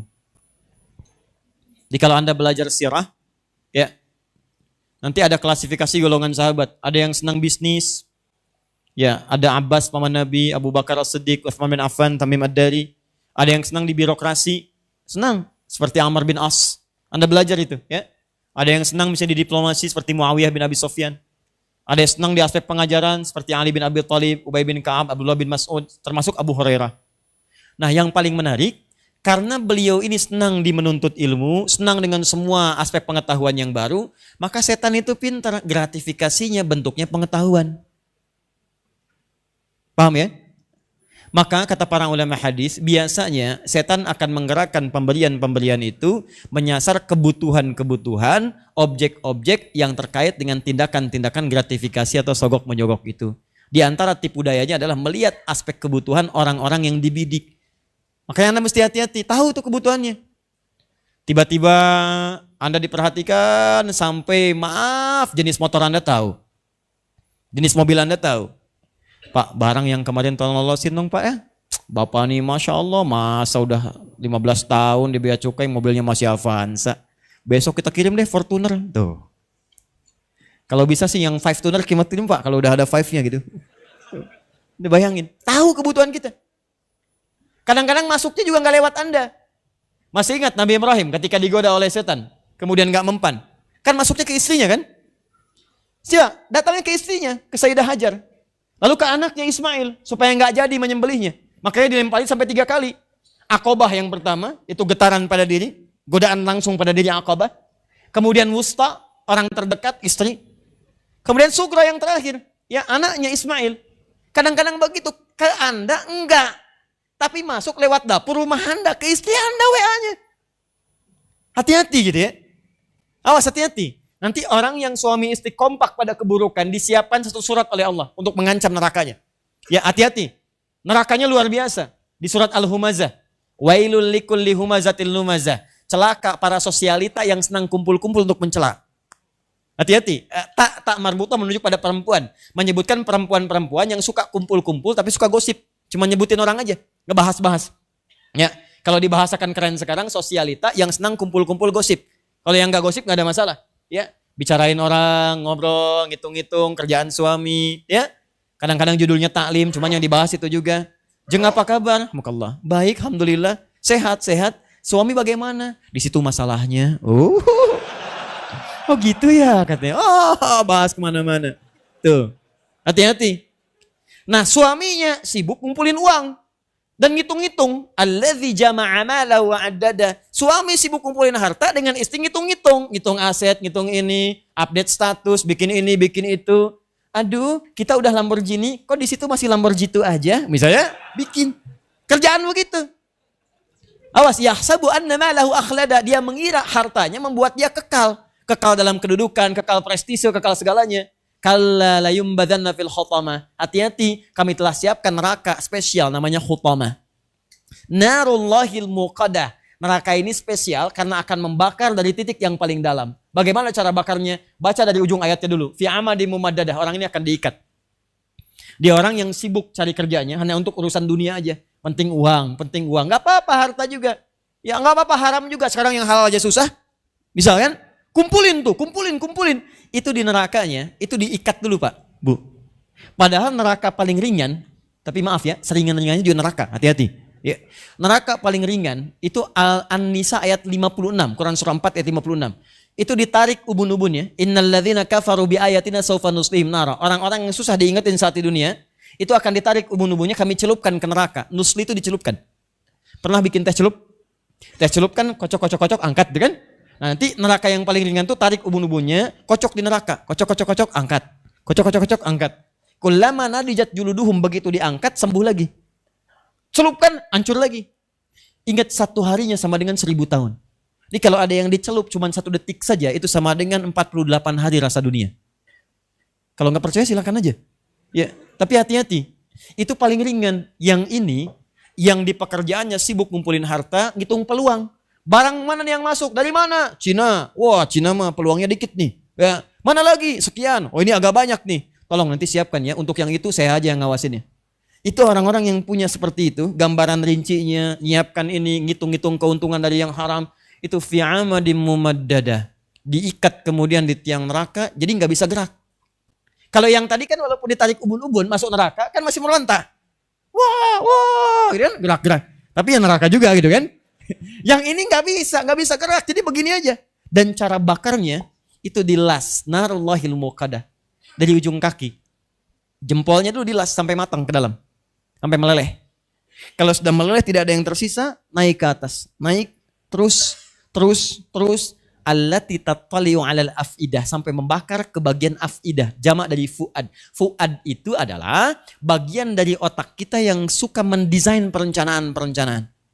Seakan-akan Allah mengatakan begini, ini isi otak kamu apa sih? Orang lain masih sempat ngatur sholat, baca Quran, zikir, matakan kehidupan dengan baik. Di otak kamu nih proyek lagi.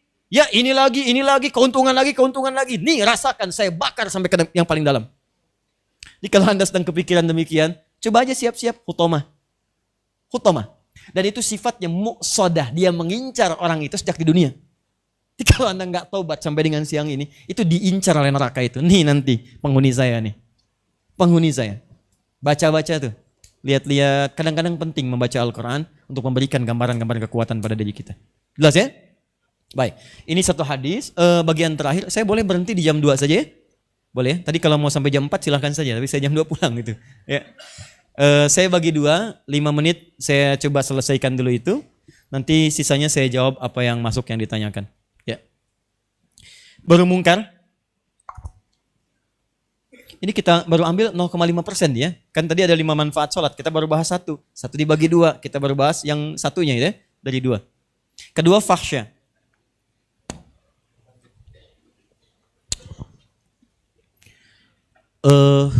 Ingat kaidahnya, kalau tidak disebutkan kapan kejadiannya, siapa orangnya, cuma disebutkan sifatnya, maka kejadian itu, maaf, akan berlaku lagi atau tidak di masa depan? Okay. Fahsya itu adalah keburukan yang bersumber dari syahwat. Faraj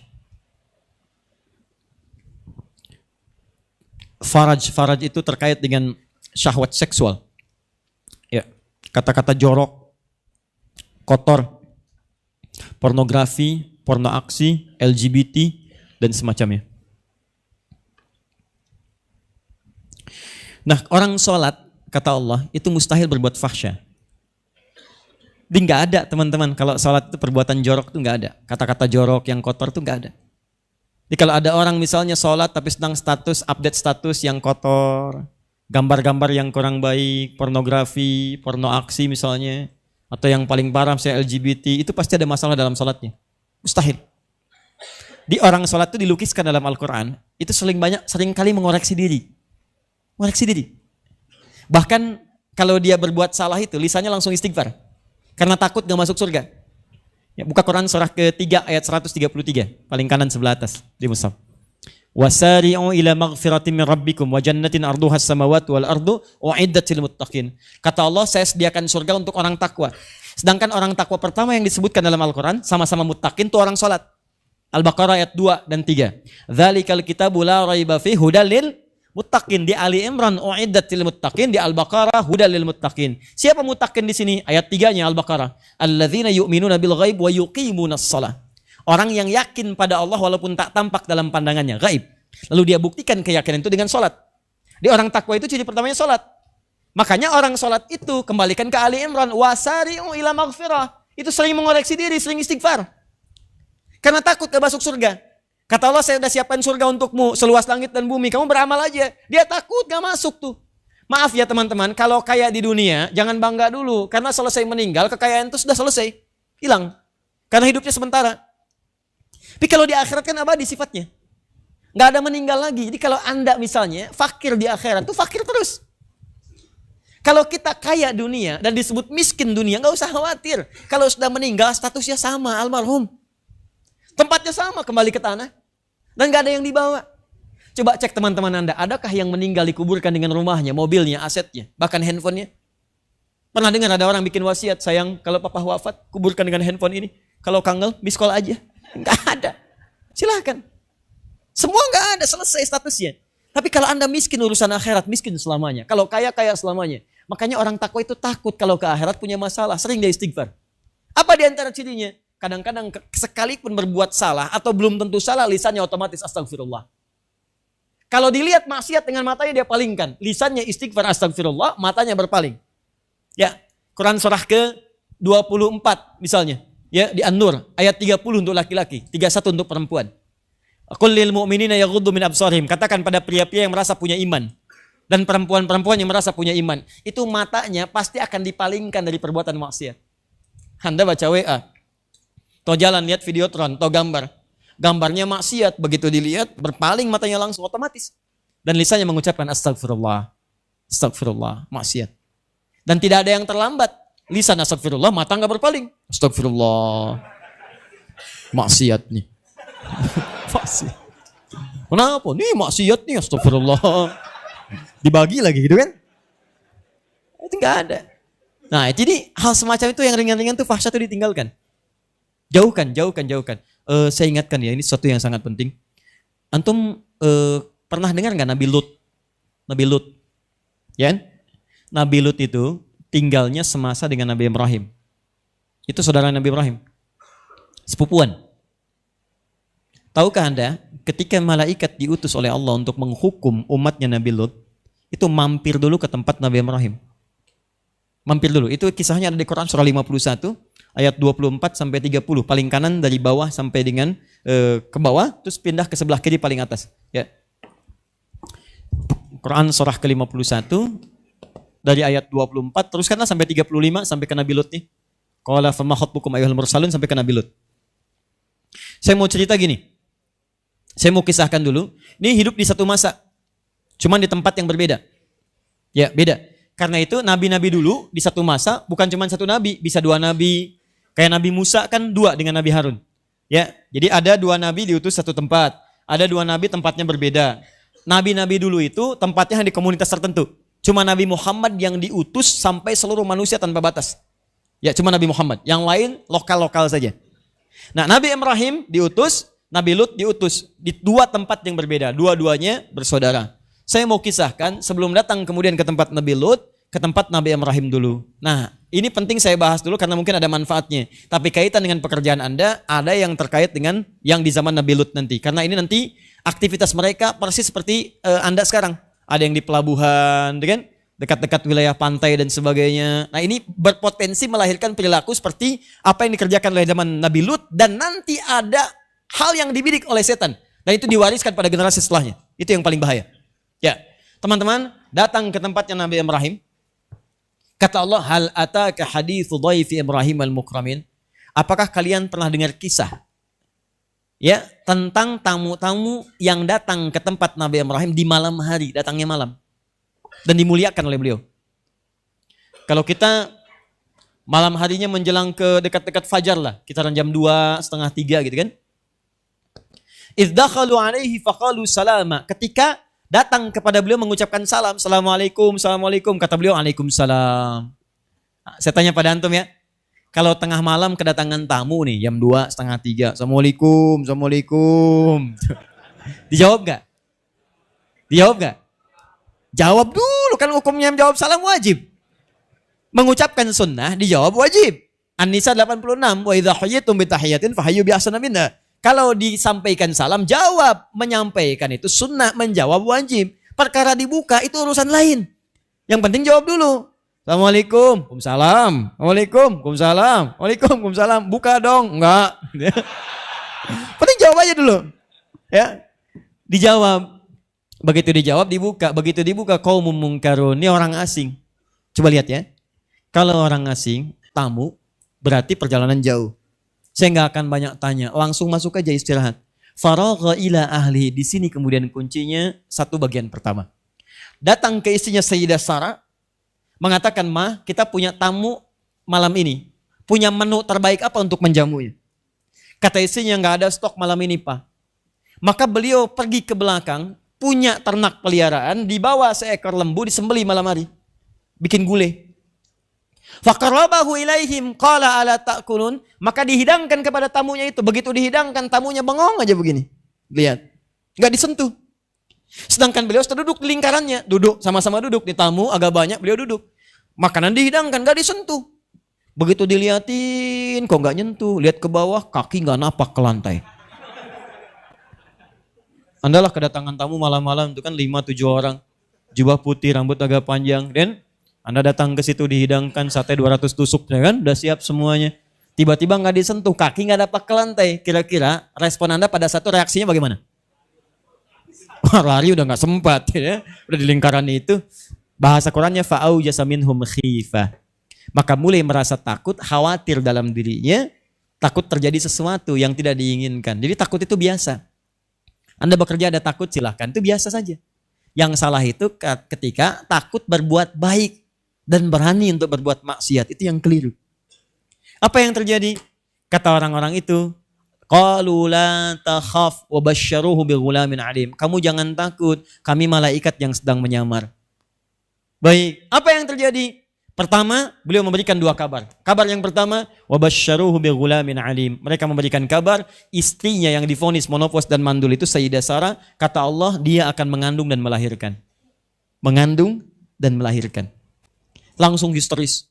Fa aqbalat imra'atuhu fi saratin fasaqat wajhaha wa qalat ajuzun aqim. Tiba-tiba istri yang mendengar itu dari biliknya langsung keluar menepuk-nepuk pipinya. Apa yang seperti ini masih mungkin punya anak? Ditepuk pipinya. Masih mungkin punya anak. Kata malaikat itu, qalu kadzalika qala rabbuk innahu wal hakimul alim. Kalau Allah sudah menetapkan, enggak usah ada ukuran, semua akan terjadi. Allah yang Maha tahu dan bijak kapan itu diberikan.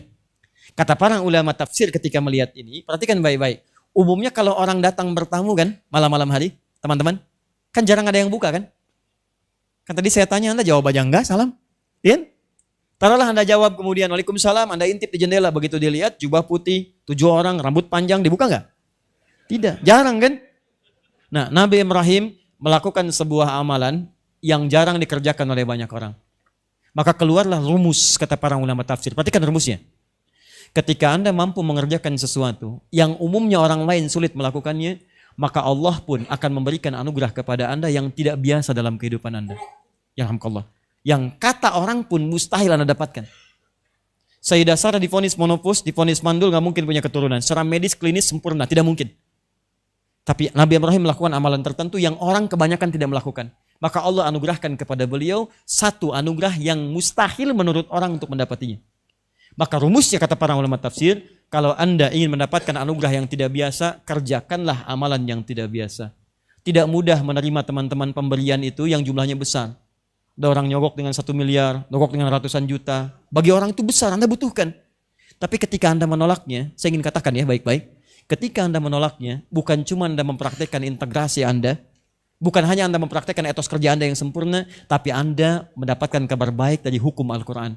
Ketika Anda meninggalkan itu, maka berita gembiranya, Anda mendapatkan kesempatan dari Allah untuk memohon kepadanya, bahkan yang mustahil pun Allah akan berikan sepanjang itu Anda butuhkan. Di orang-orang yang senantiasa beramal sempurna, dalam keadaan orang lain sulit untuk mengerjakannya, bisa dengan mengerjakan ketaatan, Anda kerja masih tahajud, itu hebat. Orang lain gak bisa, Anda kerjakan.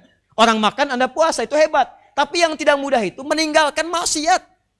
Ma'ruf itu gampang, yang susah itu mungkar. Mencegah kemungkaran itu lebih susah, teman-teman.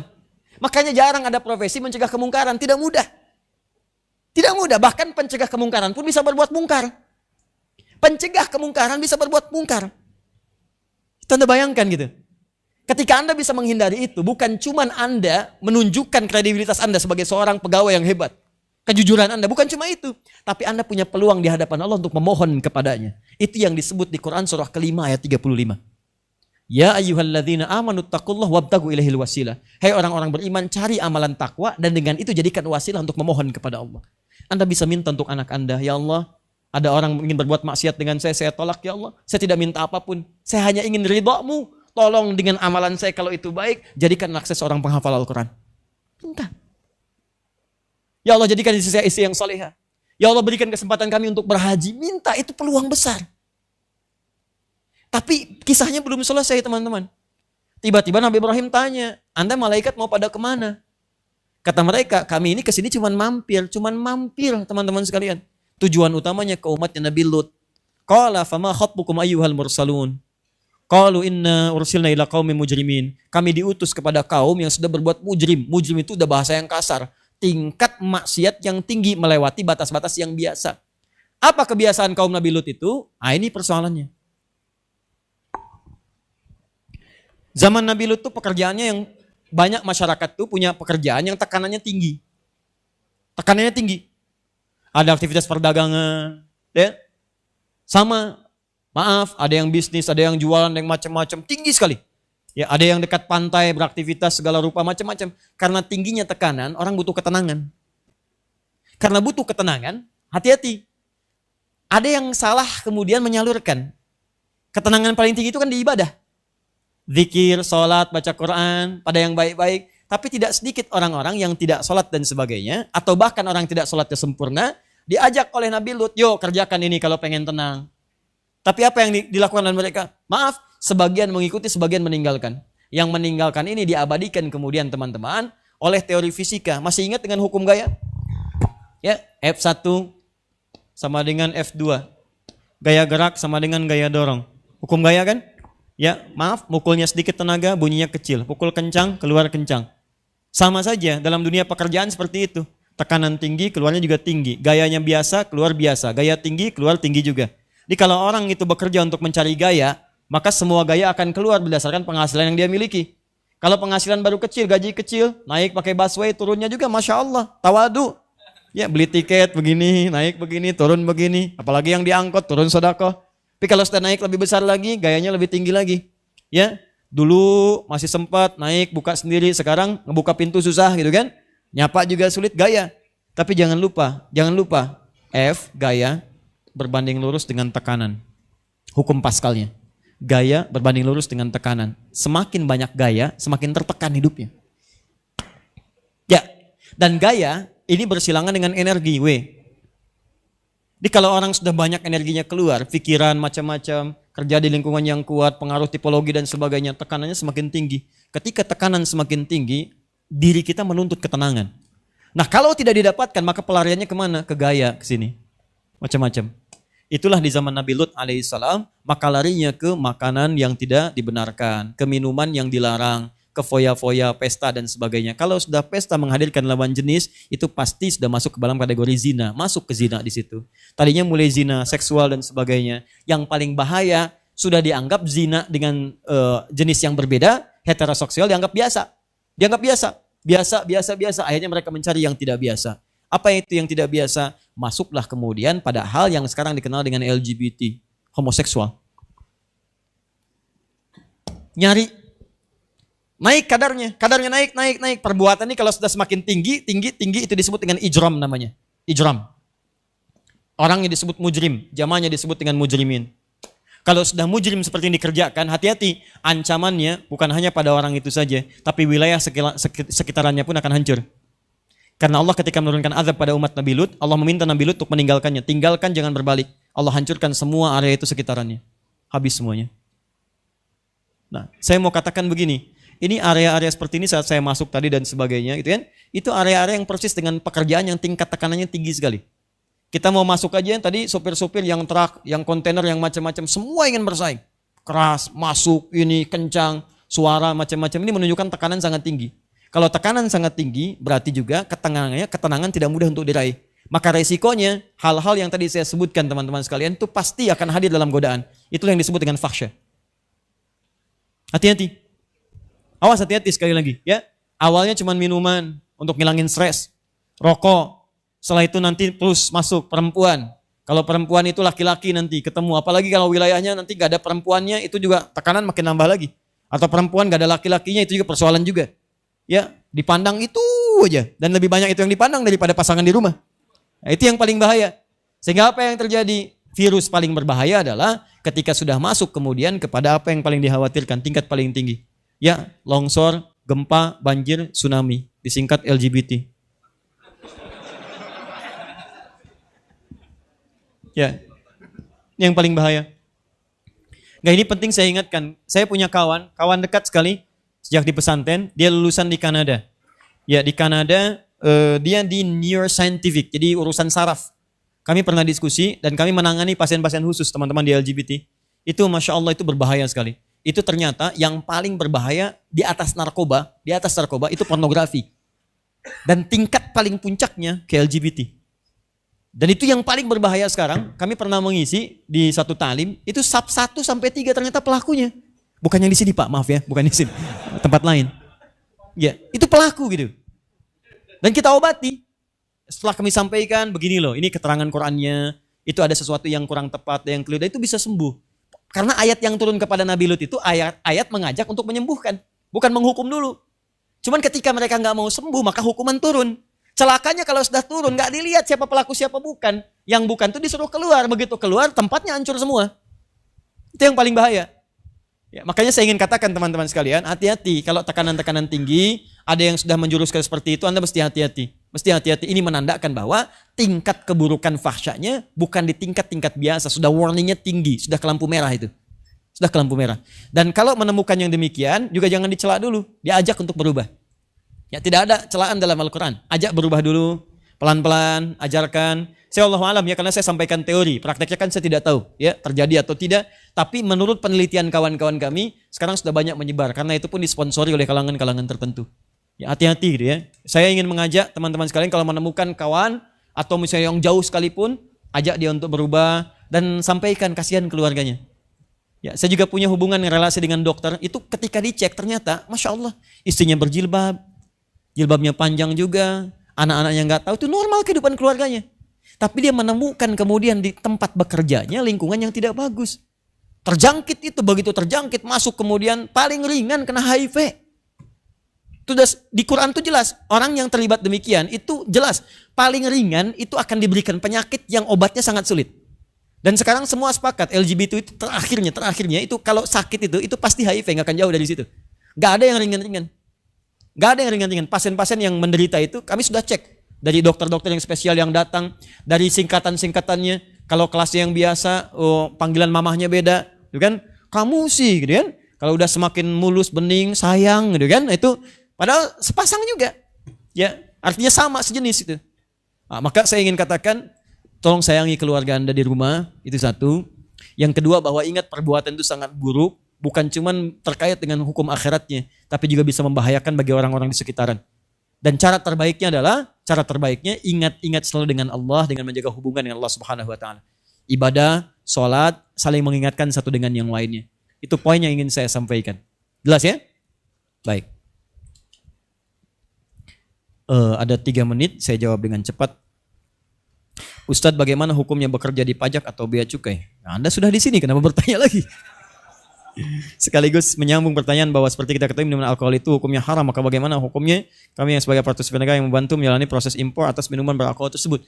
Baik, yang pertama teman-teman sekalian jelas, kaidahnya sederhana sekali, tempat-tempat yang kemudian disebut oleh Al-Quran atau hadis atau oleh para ulama berkategori kemudian di situ haram, yang semua sifat-sifatnya haram, yang tidak memungkinkan mendapatkan yang halal, maka dia wajib ditinggalkan. Tapi kalau tempat-tempat yang sifatnya kemudian di situ baik, suasananya netral, ada yang baik-baiknya, ada yang buruknya, Anda bisa masuk ke dalam divisi yang baik-baiknya. Yang buruknya kemudian tinggalkan di situ. Kalau Anda bisa dakwahi sampai kemudian mendapatkan nilai kebaikan di dalamnya. Apalagi kalau itu misalnya terkait dengan stabilitas kenegaraan. Ya, kalau ada stabilitas kenegaraan, Anda masuk di situ, masukkan, ya tegakkan nilai kebaikannya misalnya. Ya, kalau Anda bisa punya kewenangan, polisi bikin kebijakan-kebijakan yang bagus. Makanya orang Islam tuh harus berkembang. Ayo, ya Islam tuh bukan cuma di masjid, Islam di perusahaan, Islam di pekerjaan, Islam di pemerintahan, jadi pejabat yang jujur sampai ke paling atasnya. Kalau perlu jadi pimpinan sampai ke dirjen, sampai ke menteri, sampai ke jadi presiden. Ya kalau itu kan yang menentukan. Masuk jadi anggota dewan, bikin kebijakan yang baik. Anda tidak ingin minuman beralkohol, maka Anda jadi posisi puncak, bikin kebijakan di situ. Ya kalau saya kan cuma bicara saja, tapi kalau Anda jadi pimpinan kan tanda tangan Anda yang berlaku di situ. Saya mah sampai dengan kiamat kurang 2 hari bicara, tapi kalau nggak punya kewenangan nggak bisa, cuma memberikan kesadaran saja. Ya, jadi silahkan Anda hidupkan. Jadi bea cukai yang baik, yang bagus masuk di situ. Kalau Anda semua pergi, siapa yang menjaga di sini? Semua yang buruk masuk, ya celakalah kemudian negeri ini. Jelas ya? Baik. Izin bertanya Ustaz? Ya, saya izinkan. Bagaimana usaha yang diperlukan untuk membina bawahan yang diketahui memiliki perilaku menyimpang? Oh, misalnya seperti LGBT, sisi kinerja tersebut cukup bagus. Oh, Anda timbang teman-teman sekalian, timbang. Kalau Anda ada yang seperti ini, maka coba diingatkan dulu. Ingat, bagus itu kriterianya itu bisa relatif, tapi buruk itu mutlak. Hati-hati, lihat dampaknya, dampak keburukan yang bisa diperbaiki, dampak keburukan yang keburukannya menyebar. Sekarang persoalannya bagaimana? Coba lihat sini ya. Anda bertanya misalnya, di antara pegawai ada yang terjangkit virus yang kurang bagus, dia sebagai LGBT, tapi etos kerjanya bagus. Ya. Sempurna dalam pekerjaannya misalnya. Anda cek dulu di sini. Dalam pekerjaan itu kan nanti ada visi jangka panjang, jangka menengah, jangka pendek. Dalam jangka pendek dia bagus, tapi pengaruh dia ke jangka panjangnya itu yang harus Anda pikirkan. Investasi Anda besar untuk sampai ke depan. Kalau ini menginfiltrasi kepada karyawan yang lainnya, bahkan dia punya posisi, bisa menempatkan di posisi-posisi tertentu. Begitu masuk misalnya seleksi karyawan kelihatan, nih bagus nih potensial, bening dikit dan sebagainya. Ya, tempatkan di daerah tertentu, ini tertentu yang sudah ada komunitas, ini yang bikin celaka. Ya ke depan, tadi saya katakan, teori dari Al-Qur'annya ketika ini semua kemudian jadi buruk, maka bukan cuma pekerjaan yang sekarang. Ke depan itu akan lebih parah lagi. Ya, maka cek lagi ke depannya, bukan cuma yang sekarang. Maka apa yang harus Anda lakukan? Berikan pembinaan. Panggil secara personal pelan-pelan. Punya keluarga? Punya. Punya anak? Punya. Saya mau tanya sebentar aja.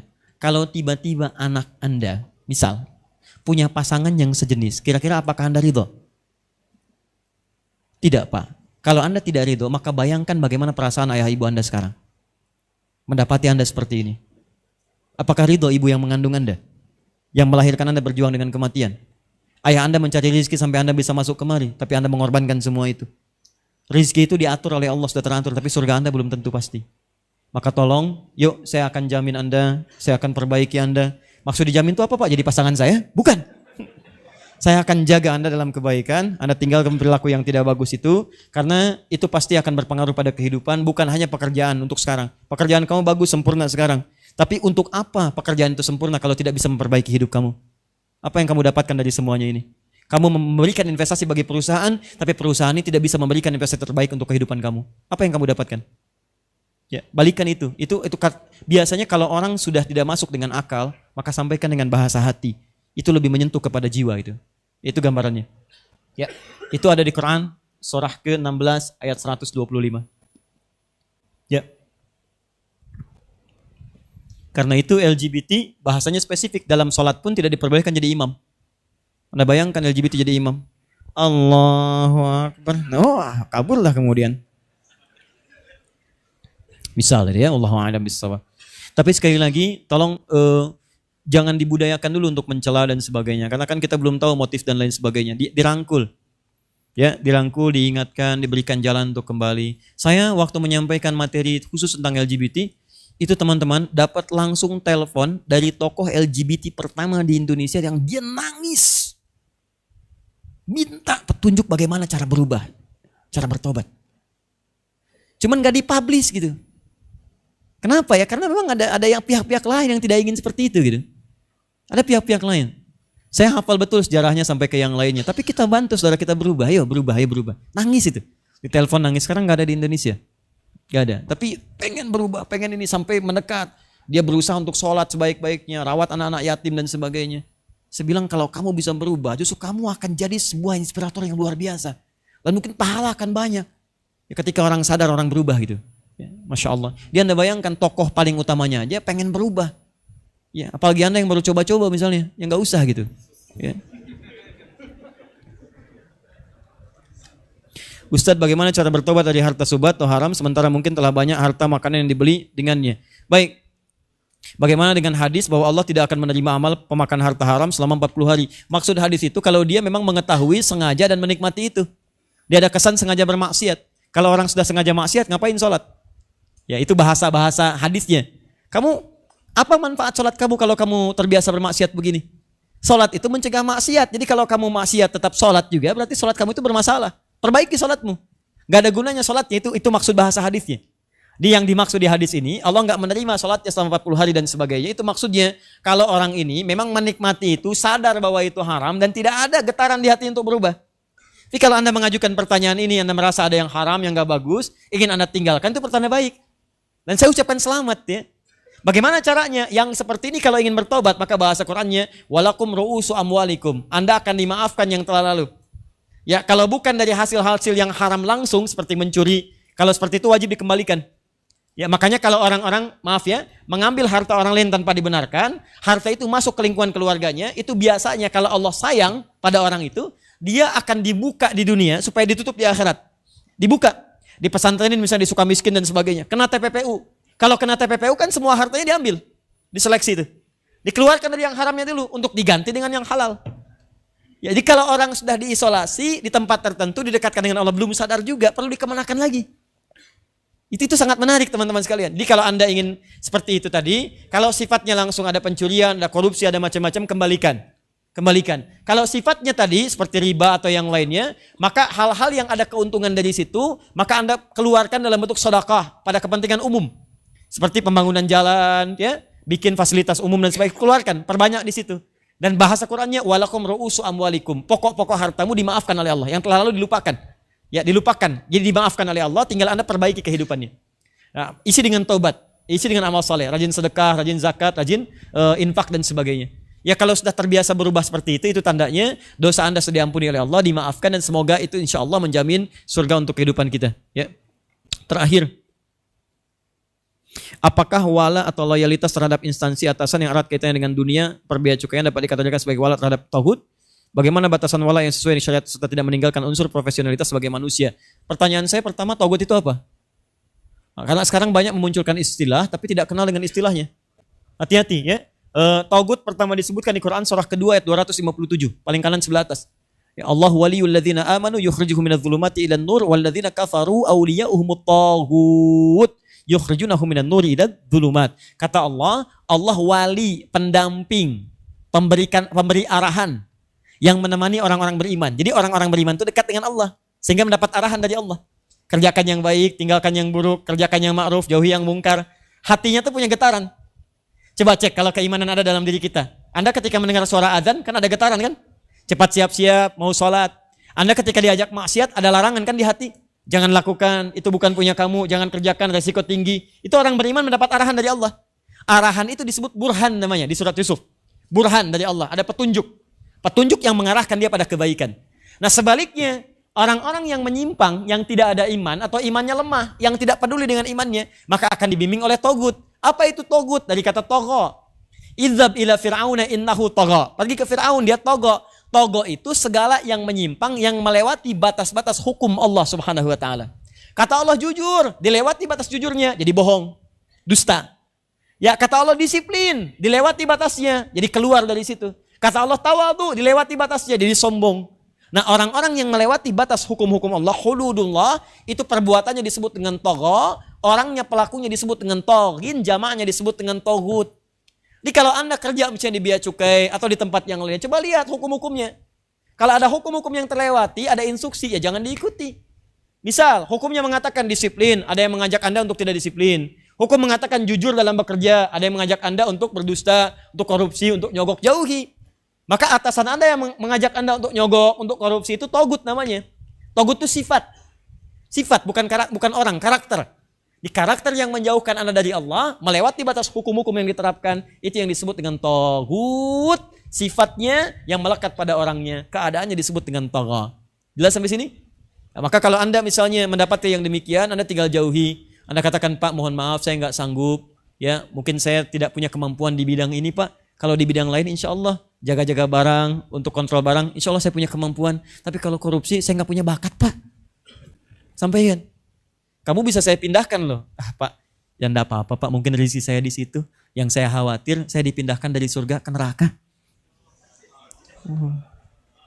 Ya sudahlah, besok-besok tiba-tiba Anda promosi jabatan gitu. Masya Allah, luar biasa. Pindah jabatannya ke pengurus masjid. Baik teman-teman ya.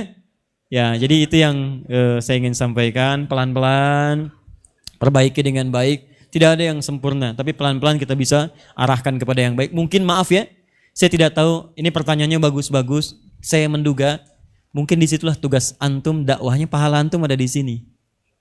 Kita kan cuma ibadah aja. Antum berdakwah dengan pekerjaan antum. Dakwah itu bukan cuma tugas ustadz. Pegawai berdakwah, pimpinan berdakwah, di rumah tangga antum berdakwah.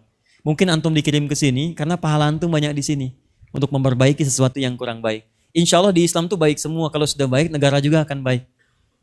Saya katakan kepada siapapun, saya bertemu dengan politisi, mantan presiden, yang lainnya juga.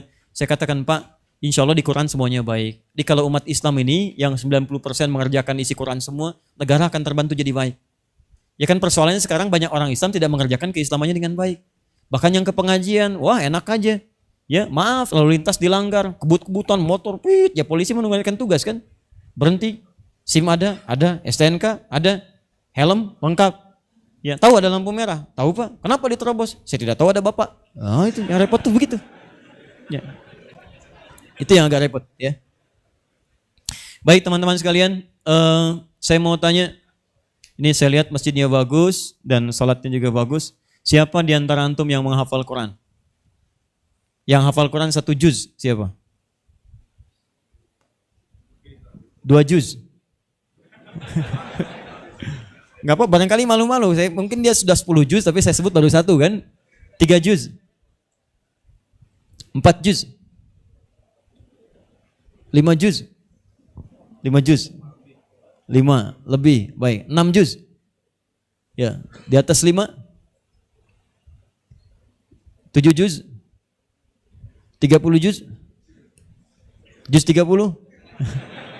Di atas 5, ada lagi di atas 5. Sebuah 1, 5. 1 orang saja.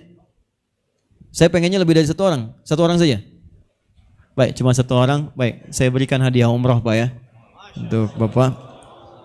Yang tercepat tanggal 4 April. Yang setelah itu tanggal 22 April. Bapak pilih mau yang mana insya Allah. Atau ada Bapak yang khusus silakan sampaikan.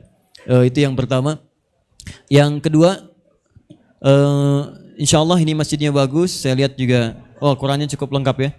Qurannya cukup lengkap. Tadinya saya pikir mau saya berikan hadiah mushaf, tapi saya lihat Qurannya cukup lengkap. Saya bermohon pada Allah semoga kita dimuliakan oleh Allah Subhanahu Wa Taala, teman-teman sekalian, dan mudah-mudahan tadi berkahi pekerjaan kita. Amanah saya yang terakhir di sini saya ingin sampaikan, hati-hati ya. Pesan saya adalah teman-teman, kita punya waktu terbatas. Kapan saja kita akan kembali kepada Allah Subhanahu Wa Taala. Maka tolong perbaiki diri kita, bekerja dengan baik.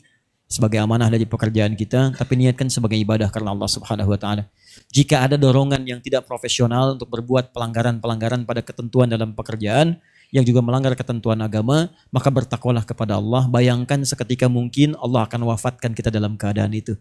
Maka semoga Allah berikan pahala kepada kita, menjaga keluarga kita, dan tolong tidak ada orang yang sempurna, dan Anda pun belum tentu sempurna. Jangan menganggap diri sebagai orang yang suci atau lebih baik. Saya pun mungkin lebih buruk dibanding Anda, cuman Allah tutupi aib saya sehingga tidak nampak. Karena itu rangkul saudara-saudari kita yang mungkin terlihat masih kurang dibanding Anda, yang belum sholat dengan baik, ajak untuk sholat. Yang terkena tadi penyakit-penyakit yang mungkin tampak dalam kehidupan, rangkul dia, ya, kemudian bimbing dia kepada yang lebih baik lagi sampai dia kembali. Itu dakwah Anda di situ. Ya, ada kemuliaan insya Allah di situ. Ya, dan jangan tinggalkan sehingga dia merasa sendiri, sehingga membuat komunitas yang lebih buruk daripada sebelumnya. Saya kira itu yang saya sampaikan. Semoga Allah memberikan kemuliaan pada kita. Allahumma taqabbal minna innaka antas samiul alim wa tub alaina innaka antat tawwabur rahim. Allahumma rabbana la tada' lana fi maqamina hadza wa fi kulli maqamin dhanban illa ghafartah. Ya Allah, kami mohon kepadamu jika ada di antara kami yang hadir saat ini atau yang mengikuti ta'lim kami bersambung dengan saat ini, maka mohon ya Allah jika mereka membawa lumuran dosa, ampuni segala dosa-dosanya. Wala hamman illa farajtah. Jika ada di antara kami saat ini yang sedang gelisah, maka mohon berikan ketenangan pada jiwanya. Allahumma wala asiran illa yassartah. Jika ada di antara kami saat ini yang tengah merasakan kesulitan dalam hidupnya, sulit di pekerjaannya, sulit di kehidupan sosialnya, maka mohon ringankan dan angkat segala kesulitannya. Allahumma wala maridan illa syafaitah, jika ada di antara kami atau kerabatnya, saudaranya, keluarganya yang diuji dengan penyakit seberat apapun, maka mohon angkat dan sembuhkan segala penyakitnya. Allahumma 'allimna ma jahilna wanfa'na bima ta'allamna. Ya Allah, mohon ajarkan kepada kami semua jenis pengetahuan yang belum kami ketahui dan berikan manfaat pada semua jenis pengetahuan yang telah kami pelajari. Allahumma ya Allah, barik lana fi kulli a'malina wa yassir lana fi kulli usurina. Allahumma wahdina siratal mustaqim, siratal ladzina an'amta 'alaihim minan nabiyyina was-siddiqina wasyuhada'i was-salihin wa hasuna ulaika rafiqa. Ya Allah, mohon bimbing kami dalam pekerjaan kami, awasi kami dalam setiap keburukan yang mungkin ya Allah Engkau tidak ridai, jauhkan kami dari segala jenis maksiat, tanamkan kesadaran pada jiwa kami ya Allah bahwa kapanpun kami akan wafat, dan mohon wafatkan kami dalam keadaan husnul khatimah. Allahumma tawaffana husnul khatimah